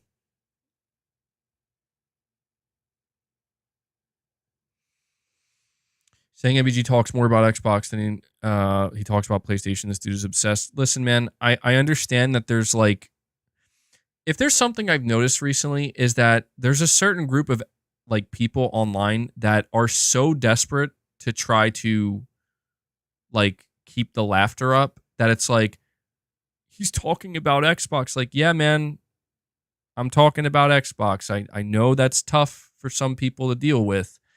And, you know, the thing that's funny to me about it is like, obviously these people are trolling, but it's like, I just wish people could realize like just how dumb they sound. Like, do yourself a favor, click on my page, go check my live streams. Go look at the content that's been produced the past month. You don't even have to go that far back. And I want you to actually do this. Make a list. Streams that are dedicated to talking about PlayStation, streams that are dedicated to talking about Xbox. You're going to realize that PlayStation takes up the bulk of it. Okay? I understand that there are people that just don't like when I talk about Xbox, and I'm here to tell you I don't care. I'm going to talk about Xbox as much as I want. I will literally turn my channel. Well, I won't literally do this because that would be super unfun. But I will turn my channel into an Xbox slander channel only, where every stream we're just shit talking Xbox. I'm just kidding. I would never do that. But it is what it is, man. Like, I feel sorry for people who are like, man, these PlayStation dudes just can't stop talking about Xbox. Like, I feel sorry, because it's like, do you realize that with what Microsoft is doing, dude, we're going to be talking about Xbox all the time, because we're going to be talking about Xbox games on PlayStation. Like, Microsoft literally wants us to talk about them. That's what's on the horizon. So enjoy that little narrative while you still can. Because believe me, that narrative is slowly coming to a close. Seems like in a matter of months, I'm gonna be able to come out here and talk about Xbox, because Xbox wants me, a PlayStation fan, to talk about their product, to talk about their games. Dude, I want so badly to see if I could get a fucking review code. I don't know if they're gonna do reviews for like Sea of Thieves and stuff, or like Hi-Fi Rush. Oh my God, if I could get my hands on a review code for one of these Xbox games coming to PlayStation, it would be the funniest shit ever. Like, that would truly be like, wow. But no, that's probably not going to happen. But yeah, man, it reminds me of a stream I did recently where, like, listen, so many people were leaving comments that are like, you said you were going to stop talking about Xbox. You know what? Listen. You're right. I did say that, and I take that back. Okay? I don't know why I say things like that, because it's just not true. I'm going to talk about Xbox on this channel. All right? I'm here to tell you right now, I'm going to talk about Xbox. And if you have a problem with that because I'm a PlayStation-centric channel, again, not my problem. I do not care. You don't have to watch my content. But the truth is, I try my best to keep the conversations about Xbox as relevant to PlayStation as I can. For example, we're talking about Xbox games literally releasing on PS5. We're talking about the next generation consoles. So, yeah. You're saying that was before Xbox was putting games on PlayStation. Yeah, but even I can admit though, like, it's pretty foolish of me to say that. Truthfully. Like, it's foolish of me to say, like, oh, I'm not going to talk about Xbox, because it's like, yeah, you are. Yeah, I am. Like they're gonna come up at times. There's just no denying it. They're not all the time, but they will. And so it's like me saying I'm never gonna talk about Nintendo. Like, of course there are going to be times, maybe not as often, but there will be times Nintendo comes up. So You're saying, I'm sorry, I disagree with you, MBG. You really are focusing on Xbox way too much on each and every stream. We literally got so much PlayStation news this past week, and you're still choosing to talk about Xbox. Yeah, but like, dude, are you like? I just need to know. Are you tuning into like the 5-hour streams where I'm, like pretty much all 5 hours are just talking about PlayStation and the PlayStation news? Because there's a lot of them. Like, and even still, like this stream isn't even over yet, man. And I still have multiple PlayStation topics to talk about. It's just the reality is like there's more conversation to be had. There's more conversation to be had about the shifting landscape between these supposed competitors than there is about these other topics. These other topics, listen, man, I get bitched at for talking too much about The Last of Us. Like, I don't know if people know this, and I'm not trying to offend anybody in my audience, but it's like, I don't care what you think I should or shouldn't be talking about. I just got to be honest, man. Like, I've literally gotten complaints like, you talk too much about The Last of Us. Like, listen, the best thing I could tell anybody is I genuinely appreciate all your viewership. I don't want people to feel like they have to stick around and watch just because they have to. You don't have to. If I'm talking about stuff that you don't want to hear about, it's fine if you have to tune out. That's all. It's not a big deal. It could just be a gaming-centric channel. Maybe that's what we'll do.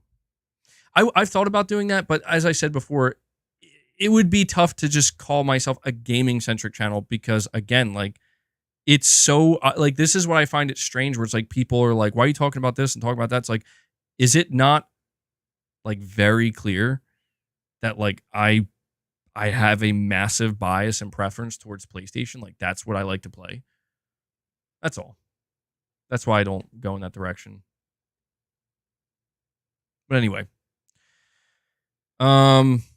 I mean, eventually down the road, that's pretty much the only thing people are going to be able to use against me, and that's kind of weird. We have Pragmaticat saying the PlayStation 6 SSD is 3 times faster than the Series Z's. Is that what it's going to be called? The Xbox Series Z SSD. Mark Cerny, 2027.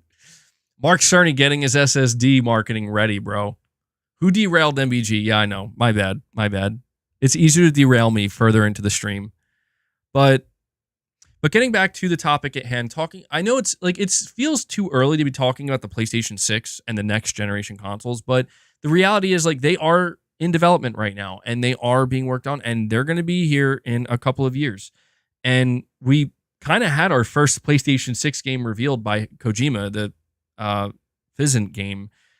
That's pretty clearly going to be a PS6 game. I just don't see that being a PS5 game. So it's like, it's not totally unreasonable to think about this. I'm thinking if Sony can get the PlayStation 6 out ahead of whatever Microsoft is doing, I think it would actually benefit PlayStation to like an unbelievable degree.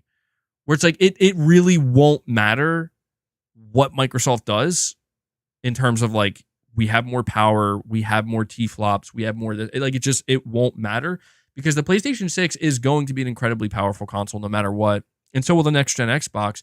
But we are kind of at that point where it's like, realistically speaking, people are going to look at what happened this generation. It's like, yeah, we heard that with the Series X and S, like 12 T-flops, most powerful. And it didn't matter at all. Literally at all. Like not a single person today is like, I'm buying the Xbox because it's more powerful. No one's doing that. And no one is saying I'm not buying a PS5 because it's not as powerful or doesn't have as many. Like nobody's doing that.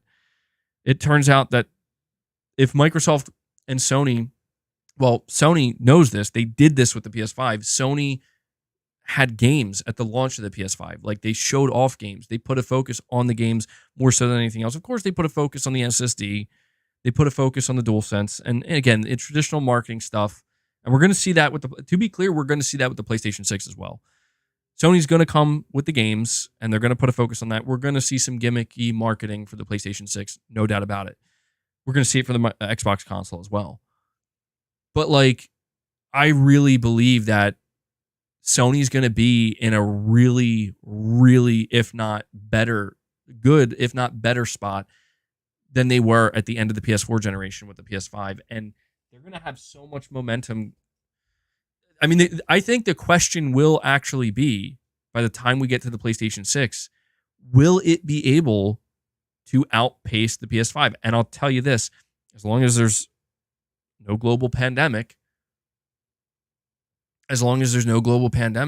and console shortage, right? I think the PS6 has a real chance of like way outpacing the PS5, because it is insane to think that, dude, you couldn't buy a PS5 for like the first 2 years, almost. Like, it was so bad, and yet it's still tracking ahead of the PS4. That's insane. Like, the demand is still there, and the best PS5 games haven't even come yet. So I think, I'll say this, Microsoft should try to make sure that they aren't releasing their console late. You're saying Moore's Law is dead said, quote, Microsoft is seriously not sure of making a next-gen console, that they're considering bargain deals, end quote. Wow. Okay, you're saying that's at the 13-minute mark. I think I saw people bringing that up. I mean, it sounds harsh, but it's like, again, that to me, it's like, is anybody surprised to hear that? I'm not. But I really think they should try to ensure that they don't release their console after Sony, because I just don't think that's going to happen. You're saying maybe no pandemic, but World War III might slow things down. Yeah. I try not to think about that. Listen, I don't need to have an existential crisis right now. But yeah, hopefully there isn't some kind of like massive problem, global problem.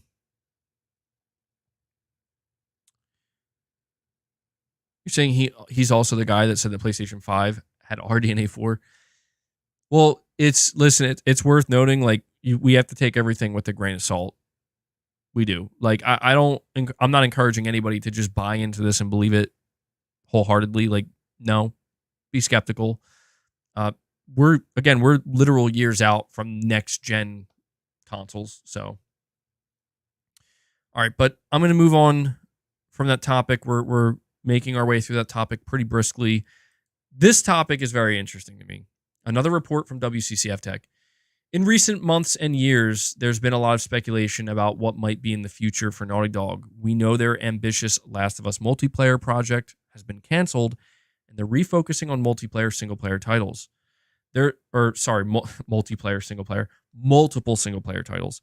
There's also a lot of speculation about where the Last of Us franchise might be going in light of the massive breakout popularity of the HBO series. In a new documentary detailing the making of The Last of Us Part 2, Neil Druckmann gives a surprisingly in-depth answer about the future of the franchise. First off, he admits there was a concept for a post-Part 2 story that focused on Tommy. It sounds like this would have been some kind of DLC or perhaps the patented Sony half-sequel, but it was ultimately shelved due to production problems at Naughty Dog. Here's a direct quote. I did some other interview where someone asked me about The Last of Us and would there be any more stories or something, and I mentioned that we have written a story that takes place after The Last of Us Part 2 that stars Tommy, and I hope one day we get to make it. And the headlines across the industry were like, Naughty Dog has outlined The Last of Us Part 3. And that's actually wrong. It was always a small story. It was never a full title. At that time, we had higher priorities at Naughty Dog to fix our pipeline, to fix our work-life balance issues. Just based on where we were, I didn't want to prioritize this story, so that story was shelved, and I still believe that one day it will see the light of day. I don't know if it will be a game or a show, to be determined. Now, this was actually very interesting to me for multiple reasons, because Neil Druckmann confirmed, and I didn't know this, that the previous reports that Naughty Dog has an outline for the story of The Last of Us Part 3, that's not actually what he was talking about. He was talking about this DLC or half sequel game. This to me makes me kind of sad because I'll tell you right now, if Naughty Dog could have made a standalone DLC or a half sequel that starred Tommy, I think people would have been really happy with that. I would have been excited for that. I think Tommy was kind of underutilized a little bit in The Last of Us Part 2. He's a very interesting character, and it would be especially interesting to see what his story would have been like, since it would have been post Last of Us Part 2. You know? So it is sad that got shelved, but what's good is that Neil Druckmann did say that, like, you know, he pretty much says here, let me get rid of this. He pretty much says here that, like, you know, he still believes one day that story is going to be told. So I'll be interested in hearing about that. But it gets even more interesting here because it continues and it says, as for the next full entry in The Last of Us, Druckmann says he couldn't come up with a clean concept for it and considered letting the story lie after Part 2, but that he recently managed to come up with that concept. With that in hand, he thinks there's probably one more chapter in The Last of Us saga. So here's another quote. The first game had such a clean concept of the unconditional love a parent feels for their child. The second one, once we landed on the idea of the pursuit of justice at any cost, justice for the ones you love, it felt like there was a clean concept here. And there was a through line from the first game about love. If we never get to do it again, this is a fine ending point. The last bite of the apple, the story is done. I've been thinking about, is there a concept there? And for now years, I haven't been able to find that concept. But recently, that's changed. I don't have a story, but I do have that concept that to me is as exciting as Part 1, as exciting as Part 2. It's its own thing, yet has this through line for all three. So it does feel like there's probably one more chapter to this story. End quote. So not sure if people are fully picking up on what Neil Druckmann is communicating here, but there's a lot to be inferred based off of what he just said. So there is something confirmed. The only thing that Neil Druckmann confirmed, because you're seeing headlines, and I actually kind of fell for this too, where people are saying The Last of Us Part 3 officially confirmed. He did not confirm The Last of Us Part 3 is in development. He is saying that he now knows what the concept of a Part 3 story would be. What this confirms is Naughty Dog is not working on The Last of Us Part 3. This is super interesting because let me go back here. Okay, I'm actually going to read this again. A couple of months ago, when Naughty Dog announced the cancellation of their multiplayer game, in their blog post, they said at the bottom, quote, "We have more than one ambitious brand new single player game that we're working on here at Naughty Dog, and we cannot wait to share more about what comes next when we're ready." So they pretty much said, look, we have not one, but two. I mean, I think three would be too much. So let's assume 2 games, multiple new single player games. The assumption that I and everybody else made is, oh, you're making a new IP and The Last of Us Part 3. This confirms The Last of Us Part 3 is not a thing in development. So what it means is that the next 2 games we're getting from Naughty Dog are not The Last of Us. They're not related to The Last of Us. Unless, now, I do want to add a caveat here. It could mean we are getting a game in The Last of Us universe that won't be labeled Part 3. It's not a main game. It could be a spinoff. Because the other side of this coin is, so you're telling me Naughty Dog has 2 new IPs in development? It sounds a bit much. Like, I don't imagine that Naughty Dog could have multiple new IPs in development. It seems too ambitious, even for them. So you almost have to wonder if, but again, like, are they going back to Uncharted? Here's the thing that's important for me though, is this is kind of good. Like, I'm actually kind of glad about this because The Last of Us Part 3, I think no matter what is going to happen, and I think that's pretty much what Neil Druckmann's saying. Like, he's saying, like, I just figured out what it could be about, guys. So if The Last of Us, dude, The Last of Us Part 3, if it gets made, which it sounds like it probably will one day, you're talking about like end of life cycle PlayStation 6 game. See, this is why I think the headlines from this part of the Grounded 2 documentary were disingenuous because, dude, people were thinking like, oh shit, we're getting The Last of Us 3. Like, bro, this is over 10 years away. Like, this is not. You need just relax. You know, like, it's not happening. Like, you may as well not even think about it because this is like in line with Kojima's. This is actually a step below Kojima's announcement, to be clear. Kojima says, yeah, this is happening in earnest as soon as Death Stranding wraps up. So it's still in the concept phase, but they're getting on that shit. Naughty Dog's just, dude, Neil Druckmann's like, yeah, I just figured out what the game could be about. Yeah, if this game gets made, it's like a decade plus away. And I feel this is very important to communicate because I really do feel like too many people walked away from this excited about The Last of Us Part 3. Like, guys, I'm not like, there's nothing wrong with being, I know there's nothing wrong because people want it, but people have to relax that, like, unless Neil's lying, right now we know there are 2 new games at the very least. One could still be in the Last of Us universe, to be clear. Maybe that's what he's hinting at. Like that, hey, maybe that's the second game we're working on, the Tommy game. We're hearing about an Uncharted 1 remake. May the Lord have mercy on Naughty Dog's soul if Naughty Dog announces an Uncharted remake. Like, I know some people would be excited for that, but oh my God. Oh man, the internet will melt down because that is the last. Dude, listen, they cannot announce a remake. They just can't do it, man. It would be too extreme. But it would be Uncharted 1, so people would be like, yo, this is kind of cool though, right? It would be cool, but people would still be like, Naughty Dog, you got to be kidding me, man. So basically what we're looking at here is confirmation that The Last of Us Part 3 is not in development and won't be in development for a long time.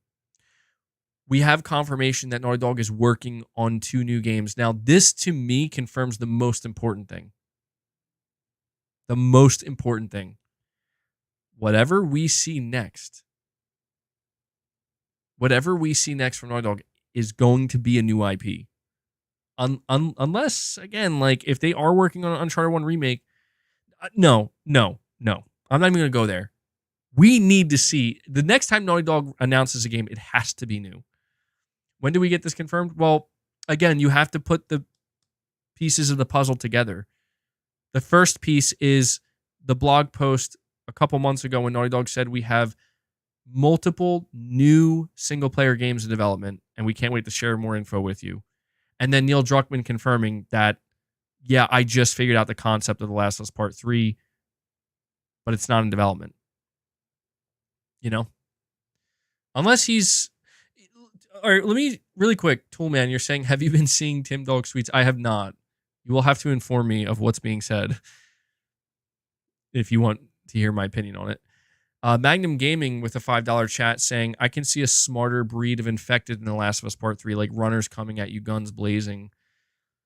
You're gonna see, dude, I'm waiting to see infected that can hold firearms and shoot you. That would be so stupid. I've seen that in like zombie movies and stuff, and it's like, it just doesn't work. Like, it just doesn't work, man. It's too dumb. You're saying Neil has a history of lying, though. So, yeah, I don't want to get too excited because it's like he could be, you know, like, I don't know. He could, you know what's funny about this? He could have been like, oh, yeah, I said that in the documentary like 4 years ago. or something like that.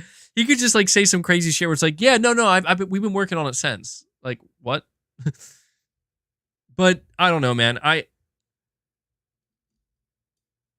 don't know. You know, and the more I think about it, you might be right. He could be kind of pulling one over on us, where it's like maybe because Naughty Dog's not stupid, right? Like Naughty Dog knew that like the headline that's going to come out of this is Last of Us 3 confirmed. Like they're not like they knew that's going to be the headline. So maybe I'm taking the wrong approach here by just assuming that like, oh, it's not happening anytime soon. It's like, well, you know, Naughty Dog isn't really pushing back against those headlines.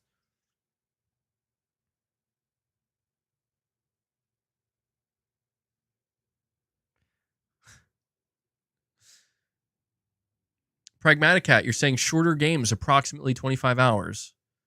You say 40, between 15 and 40 hours, 40 being on the high end, and then 60 hours for RPGs. Yeah, I don't know, man. Some single player games, it's tough because it's like they have to have a lot of meat on the bone at this point. It's dude, I like can't stand the conversation around length in games anymore just because it's so subjective. But for me, I won't lie. When I think of a AAA game, like for example, when I think of a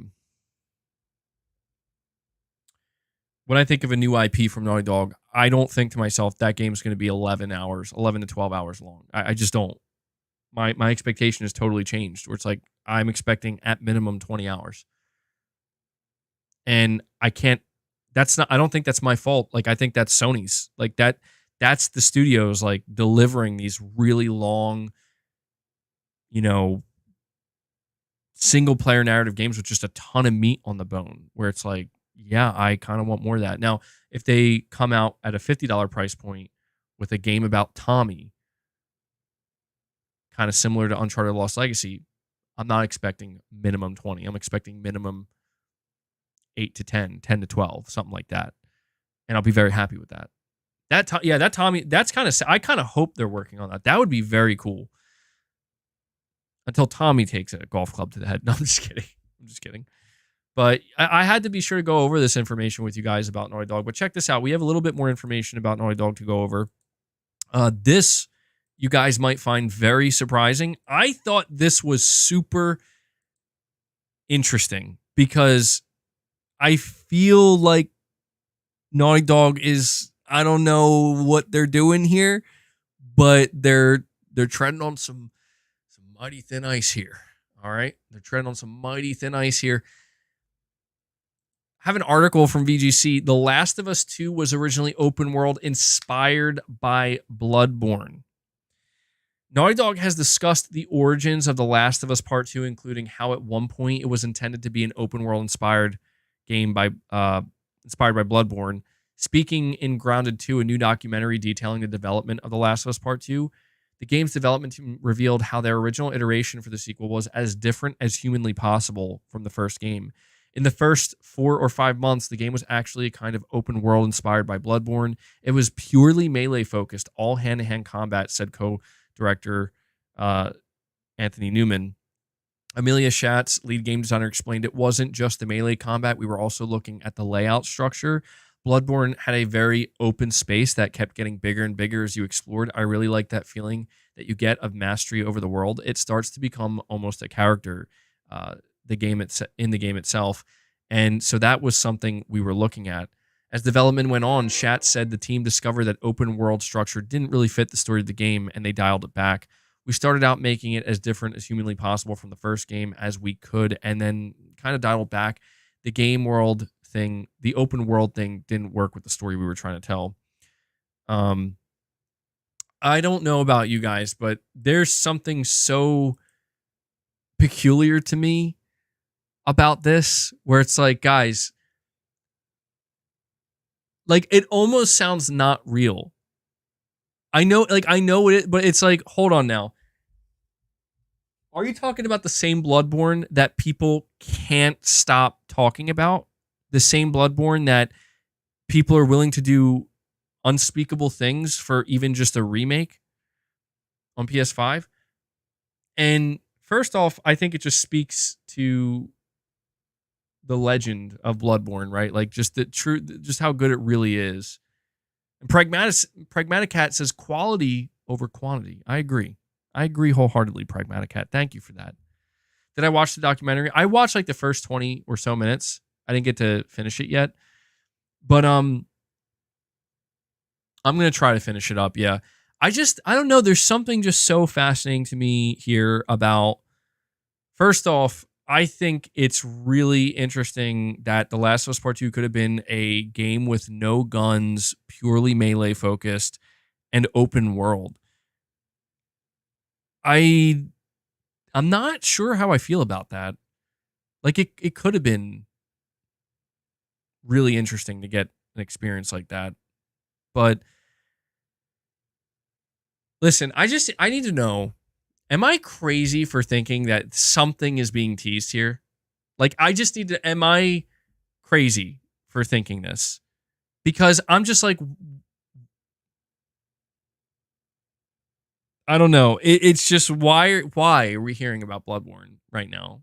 Like, it's just, we shouldn't be hearing about Bloodborne right now. I think this is a very, very slight, like, I think there's, because you know, to me, what's particular about this is you're telling me Bloodborne's the only game that inspired.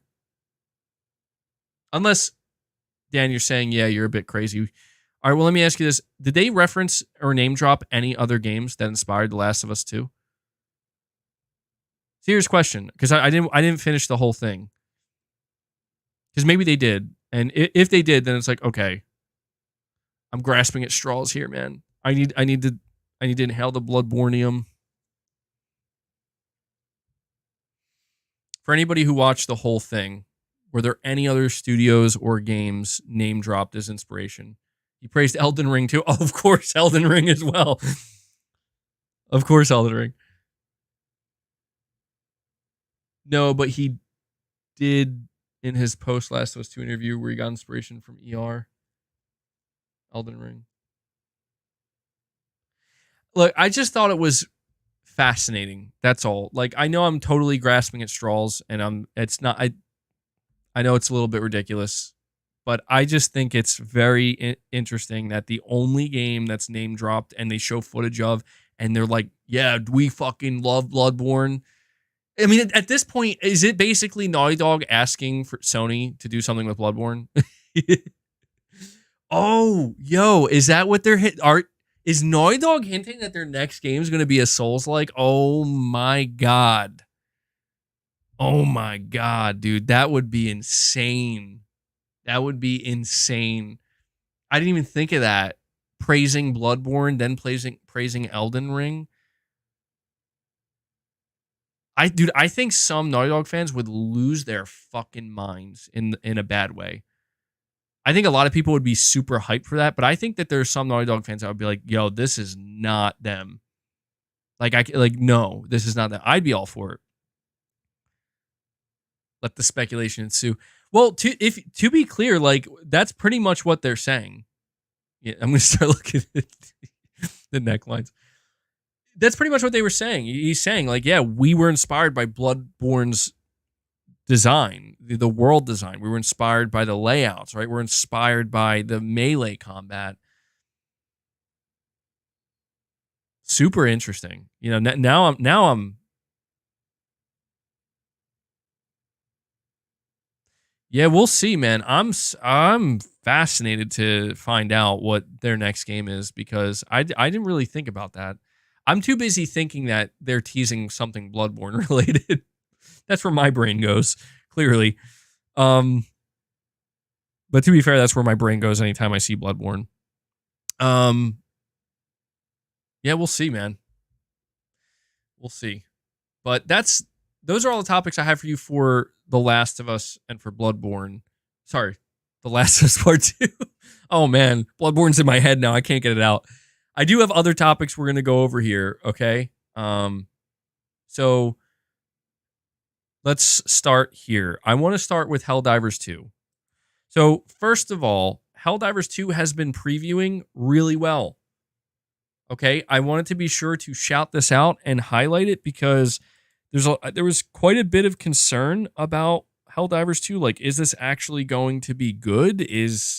Should we be concerned that no one's talking about it, that no one's gotten to play it? Well, there have been multiple previews from multiple outlets, including like IGN and stuff like that, and they're all saying like it's actually really fun and really well made and good. And what I'm hearing about Helldivers 2 is exactly what I suspected, which is people are playing like this is a high quality 4-player co-op game that's really fun.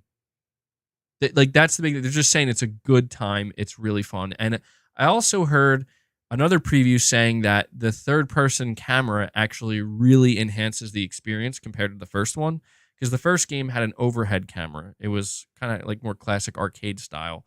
And this game is turning out to be exactly what I thought it would be. And so at this point, I'm now just very curious to see how Helldivers 2 reviews. Not that it will impact whether I play or not. I already have Helldivers 2 pre-ordered, waiting for it to drop.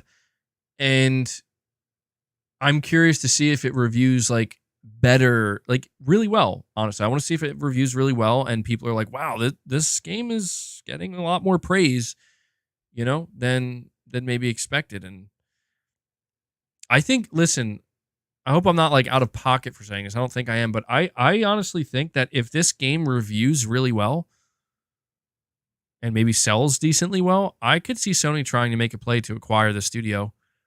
Because I'll tell you this, the previews for Helldivers 2 were more positive than I expected. Like, there's just like way more nice and good things being said about it than I would have anticipated. I thought that there would have been more like criticism or something like that. And so it leads me to think that this game could end up reviewing better than anybody thought. But get this, we have information here. This was revealed, I think, by the Helldivers 2 community manager. It looks like it was on their Discord.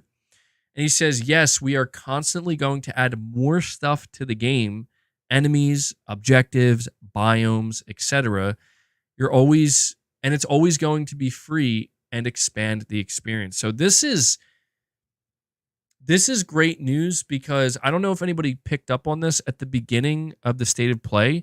The first thing that Herman Hulse talked about was Helldivers 2, and he said Helldivers 2 is going to get a year of content. So it confirms this is a live service push from Sony, where they're going to get at least 1 year of content. This is great, dude. Like, I was kind of really wondering if this was a game that I would want to like keep going back to throughout the year. And the fact that they're saying like, yeah, we're just going to keep adding free stuff. I'm rooting for this, man. I am. Like, I'm very excited about it. Yeah, I saw that too. You're saying, did you see that the developers will have GM mode and watch you play and improve your experience? I saw that. Apparently the developers will just be able to basically be like, a dungeon master kind of, and they'll be able to just watch what's going on and kind of do what they want, influence your match. I don't know. See, the only thing I don't understand about this is this, like, I guess it'll let you know if a developer's watching you or something. Super interesting, man.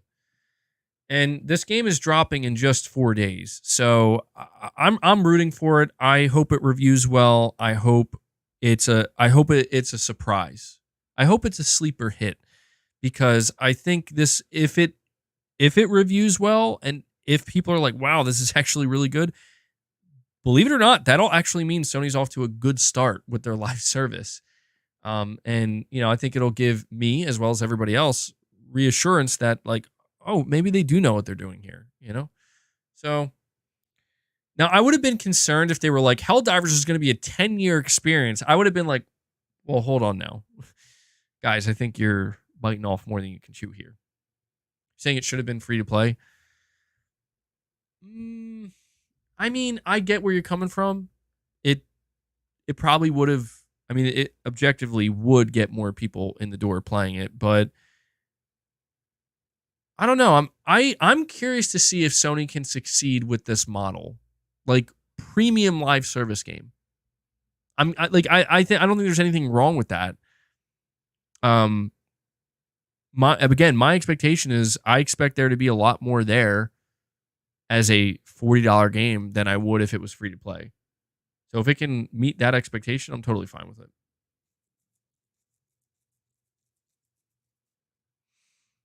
All right.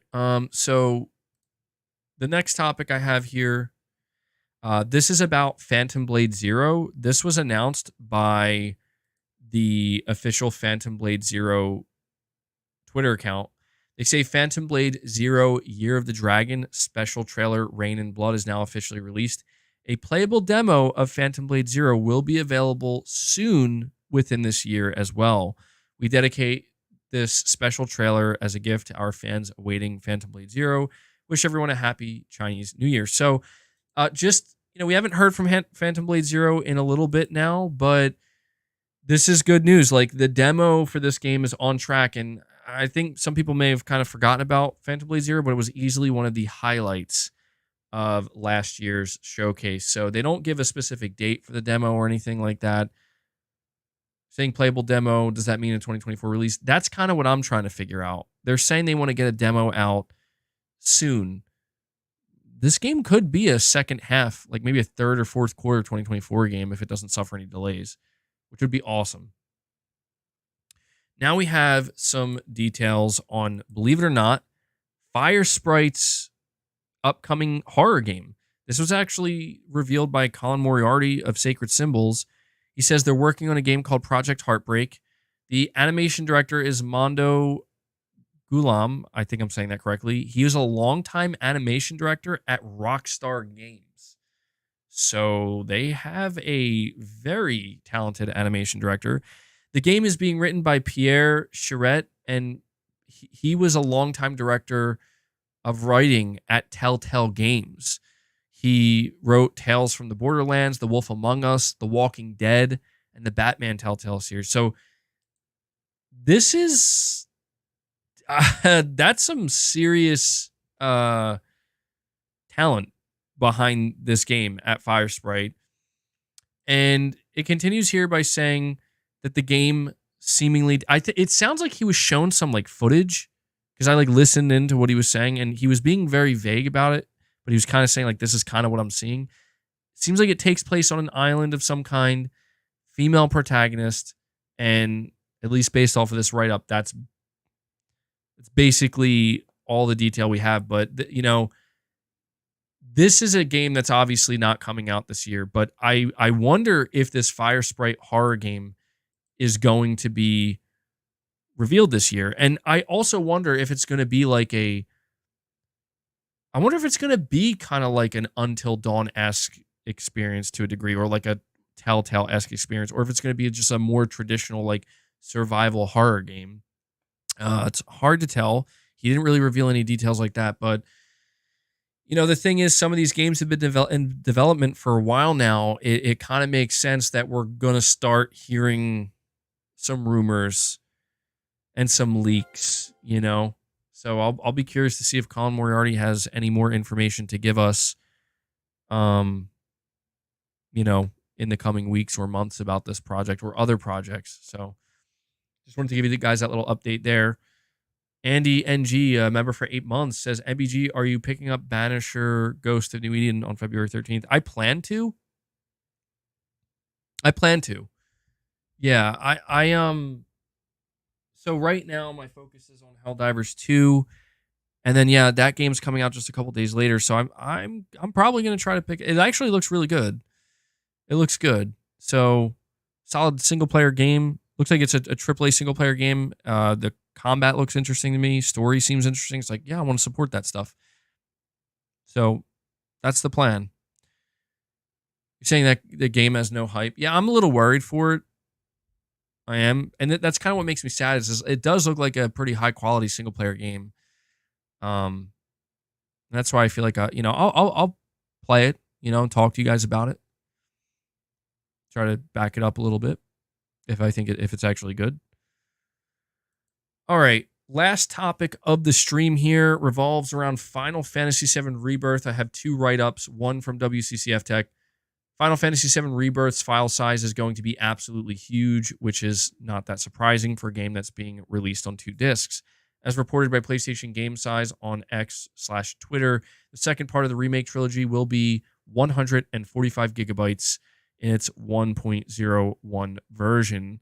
So the file size could be even bigger if the game is updated before launch. Users will have 2 days to preload the game, as preloading will begin February 27th. In addition to the full game's file size, PlayStation Game Size also discovered a Final Fantasy VII Rebirth playable demo on the PlayStation database, which its size hasn't yet been revealed. It was possible to confirm that those who play the demo will get the Kupo Charm survival set in-game item for the full release. Interestingly enough, the demo will also feature save transferring, suggesting that the demo will allow players to play from the very beginning of the game and then transfer their progress to the final version. So, yeah, this pretty much confirms that the dedicated state of play to Final Fantasy VII Rebirth on February 6th, on Tuesday, they're going to drop that demo. And that's amazing because, well, we get to play the demo, but you'll also be able to transfer your progress, which is also great. So I'm absolutely going to play that. Big Nabs, you're saying, will your girlfriend allow you to play Stellar Cheeks? Well, I am married, and yeah, I don't think Mrs. MBG would have a problem with me playing this game. If I act like a weirdo about it, like I'm playing porn, like then she'd probably be like, what's going on over here? I think people are look, I want to say this. I think people are getting a little too nuts, no pun intended, about Stellar Cheeks here, because it's like, look, I get it. They know what they're doing, and they're definitely leaning into the sexualization of this character. And I don't think there's anything wrong with that as long as everybody involved is comfortable with it. If you're somebody who's like, I'm uncomfortable with the sexualization of this female character, this lead female character in this game, then don't play it, don't buy it. I saw that there were some stories making the rounds where apparently 2 what are considered like toxic feminists were fired from the studio shift up. I didn't look into the details, but it's like, listen, man, this is just the counterbalance. I don't know if people realize that. Like, that's all Stellar Blade is. It's the counterbalance to shit getting way out of balance, where it's like, you have so many studios, so many Western studios acting like we need to purposely make people ugly in our games. We need to purposely we need to do the opposite of making females sexually attractive. And it's like, okay, I guess I understand where you're coming from, but like when you keep doing that over and over again, like people are going to gravitate towards, oh, look, here's a game where they're not doing that. They're actually just leaning into it. You know what I mean? There just has to be people just have to be okay with this shit, because just let developers do what they want, like make a woman super sexually attractive if you want, make her ugly if you want, like, just understand that you're going to get reactions either way. I'm of the mindset, just make people look average and normal, like that to me is a nice in between, where it's like you don't have to go out of your way to spark some type of debate or conversation either way. But I think Stellar Blade looks great, and I'll be honest, like to me, the way the character looks has nothing to do with my excitement for the. I mean, I think to me it's like, okay, well, cool, like I don't have a problem with it. Saying normal is ugly, MBG. Oh, okay, I don't know. Maybe I don't know if that's true or not, but yeah, no, I'm planning on playing Stellar Blade. I think that, dude, to me, like I know everybody's focused on how the character looks, but I'm like, did you guys see that gameplay? Like, did you see some of those boss battles? That shit looks sick. It looks really good. But we'll see, man. We'll see. It's also coming out in April. Like, I feel like these games, man, the music was pretty good. Yeah, the enemy design, the game looks really good. Like, I'll tell you this, if Stellar Blade succeeds, it's not because, I mean, look, I think the way the character looks will probably help it. I think it's already helping it gain some attention in today's environment, politically correct environment. It's absolutely standing out. But if this game succeeds, it's going to be because they made a good game. And I think it's pretty clear they made a damn good game from what I can tell. So, but yeah, getting back to Final Fantasy VII Rebirth, there you go. The demo's coming, 145 gigabytes. Be sure to make some space. Got one last write-up here for Final Fantasy VII Rebirth. Square Enix is predicting a 100-hour playthrough if you want to finish off everything in the game. And the trophy list now backs that up. You need to unlock 60 trophies to obtain the platinum next to its name on your PS5 profile, which is roughly about 10 more than the standard amount for a title of this size. A playthrough on the hard difficulty setting is a requirement once again. You'll need to grind your way to level 70. Of course, there are bronze trophies tied to story progression. Just make sure there's actually 4 fewer compared to Final Fantasy VII Remake. It says, but we already know Rebirth is a significantly bigger and more open RPG. You'll also need to finish every quest in the game, but you're just going to get a bronze trophy for that one. There's some additional trophies. And I'm not going to go over all the trophies here because, I'm not trying to... It doesn't really matter. You'll find out if you want to play the game. But there you go, 60 trophies. Question, are you going to platinum or attempt to platinum Final Fantasy VII Rebirth? They're saying that you're going to have to complete the game on hard. How difficult do you think it's going to be? You're saying the Final Fantasy VII Platinum is hard. Yeah, I never got the Platinum for Final Fantasy VII Remake, and I know that a requirement was to beat the game on hard. Is it really that difficult?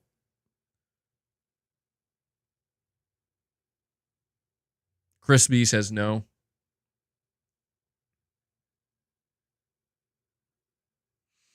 I mean, I would like to. You're saying timed exclusive, woo, PC later. It seems like Final Fantasy VII Rebirth is launching on PC like 3 months later, which is pretty soon. So I wouldn't blame anybody for waiting if you want to play it on PC. You're saying you got 16's platinum, but not 7 was too hard. Just materia management. Remake was tough, but also a fun challenge. Well, I was able to platinum Lies of P and beat the secret end boss, the optional, not secret. I was able to beat the optional end boss in Lies of P in New Game Plus. I want to believe I could take this on too. I'll be honest, ever since I completed that, I feel like I can complete anything now. You're saying that's crazy to you, 3 months? I mean, the reason why I don't think that's crazy is because that's a whole quarter. Like Sony's going to try to use this game to sell PS5s for a whole quarter.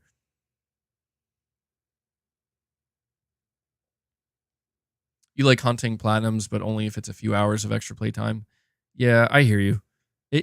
Hunting platinums can be very annoying if it's like, if it becomes way too tedious and takes way too much time. No, Josh, I didn't get to play a short message yet. I'll be honest, I kind of don't want to, which I know sounds insane, but I just when I saw the trailer, I'm like, I don't know, this isn't speaking to me for some. I don't know why. I might still force myself to try to play it, but I'm pretty convinced I'm not going to like it. You're saying it's not the difficulty, it's the bullshit, annoying mini games and stuff. Interesting. You're saying this Tekken Platinum is great, almost done. Yeah, I got that Tekken Platinum in one day. Don't get me wrong, I felt pretty shitty about myself because I'm like, wow, I just no-lifed that, man. But once I kind of saw how obtainable the Tekken 8 Platinum was, I was like, yo, I basically wanted to see, can I get this Platinum in less than 1 day? And I did. And I'm not necessarily proud of it because I felt like shit afterwards, dude. I just sat there. My eyes were fried, man. I'm like, okay, we need to get rid of trophies. I agree. We need to get rid of the metagame. All right, listen, guys.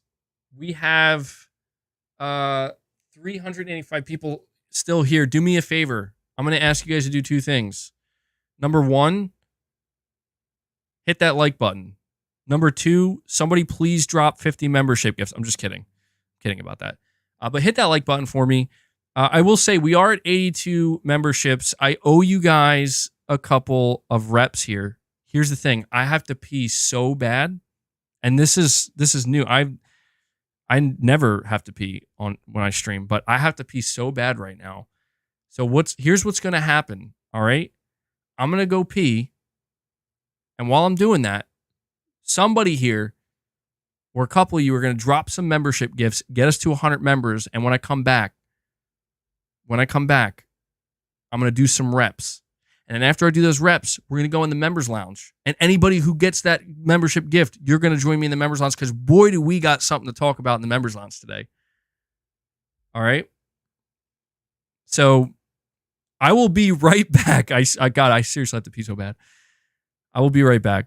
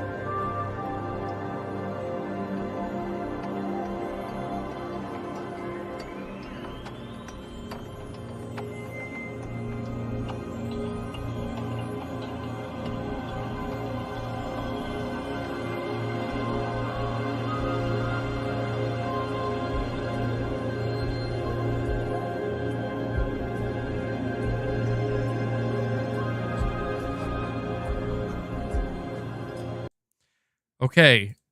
Thank you guys so much for... Wow, dude, that's amazing. There's still 340 people here. That took longer than I thought, dude. Oh my God. I had to... Yeah. Anyway, thank you guys for waiting patiently. I'm very disappointed. What... Boss is here, by the way. Why are we not at 100 members? You guys kidding me? I'm kidding. All right, so... Zephyr's like, I told you it wasn't going to happen. No, dude, we're at 82 memberships. I absolutely owe you guys some reps, and we're going to do that. I think I might start doing that, maybe kind of saving the reps for the end of the stream, just because, I know some people get really annoyed by it, but Boss is here, so we're going to do some reps, and then we're going to head over to the members lounge.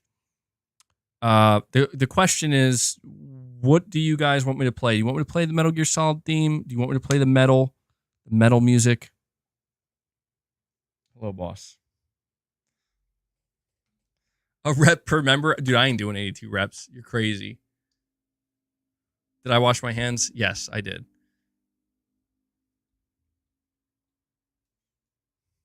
MGS. You want to play the MGS? 21's metal. Play Tool. Well, I can't play something that's going to get copyright. Boss, dude, come on. You can't start chewing my mic. Slit. Play the metal. All right, I'll do the metal. We'll do MGS next time. Let me bring this up. Hold on. Boss, get down. Boss, get down. Come on, get down.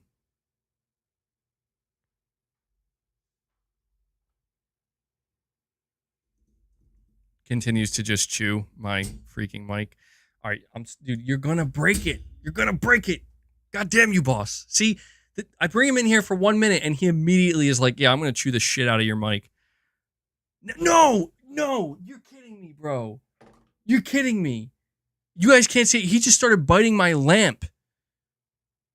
He just started biting my lamp, dude. What are you trying to do? You must knock that over. A busted light bulb. This cat is pure chaos. Stop showing. Anyway, here come the reps, guys. Here come the reps. Wait. Is it not playing? Oh, okay. Here we go.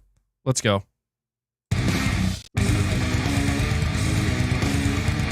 Hold on. Hold on. I can't hear it. I can't hear it. I gotta replay this.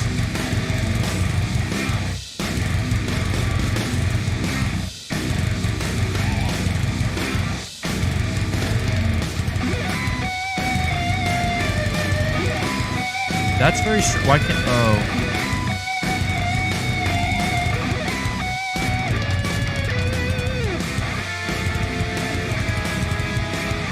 Hold on. I'm getting annoyed because I can't... I need to hear the music myself to do the reps. I can't hear it. Why can't I hear it? This is some bullshit.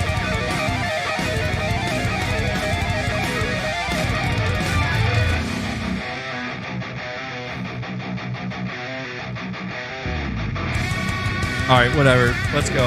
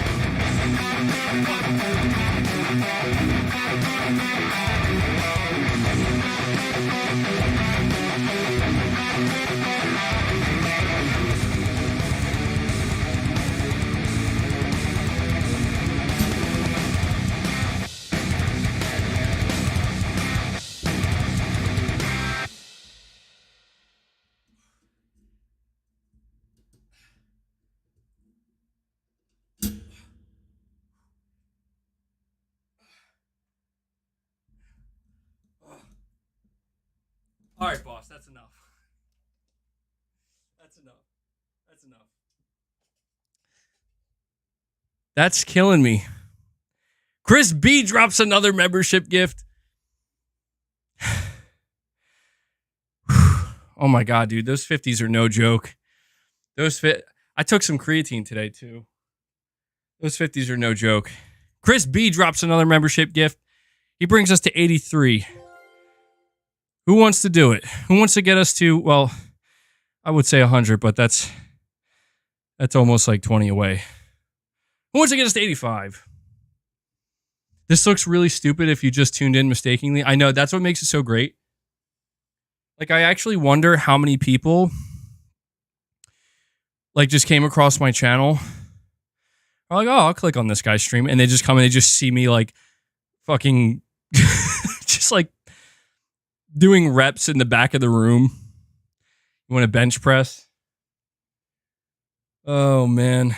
And New Soul 9, you're saying play Sonic versus Perfect Dark. I'm not a Sonic fan, man. Fuck. It's so weird. Dude, those 50-pound dumbbells. Doing reps like that with them. Instant pump. Saying the camera goes in and out of focus. Oh, shit. Is it real bad when I, is the camera focus real bad when I go back there? I might have to, it should autofocus, though. Oh, no, my camera's been a little weird lately. Am I buying Alone in the Dark? I would like to. But I don't know. We'll see. It looks interesting to me.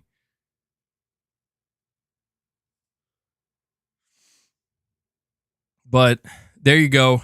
Wanted to be sure to get those reps in. I'm feeling like particularly tired today because I already did my workout earlier, but I wanted to be sure to get those reps in for you guys, and we're approaching the 4-hour mark of the stream. So I do, as I said, want to do a member stream. There's something I want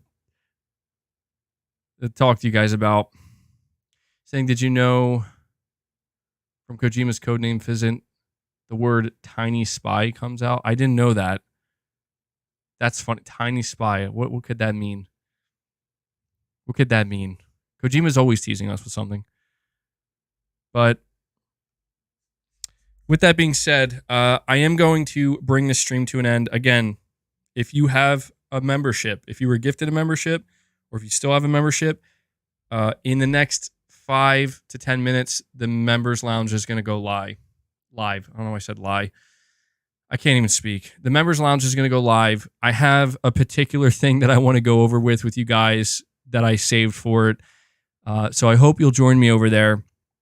And yeah, before I head out, I just want to extend a massive thank you once again to my audience, to this community. We are sitting at 83 memberships, which is huge. Like, honestly, that's crazy. You guys had a massive membership train going today, so thank you for that direct support. I also want to give a big thank you and shout out to everybody who donated a super chat. All right, they're obviously just as important. You guys keep the conversation going in interesting directions, and it all means a lot. I'm only able to do what I do here because of the support you guys show. I am fan funded, so you guys are awesome for that.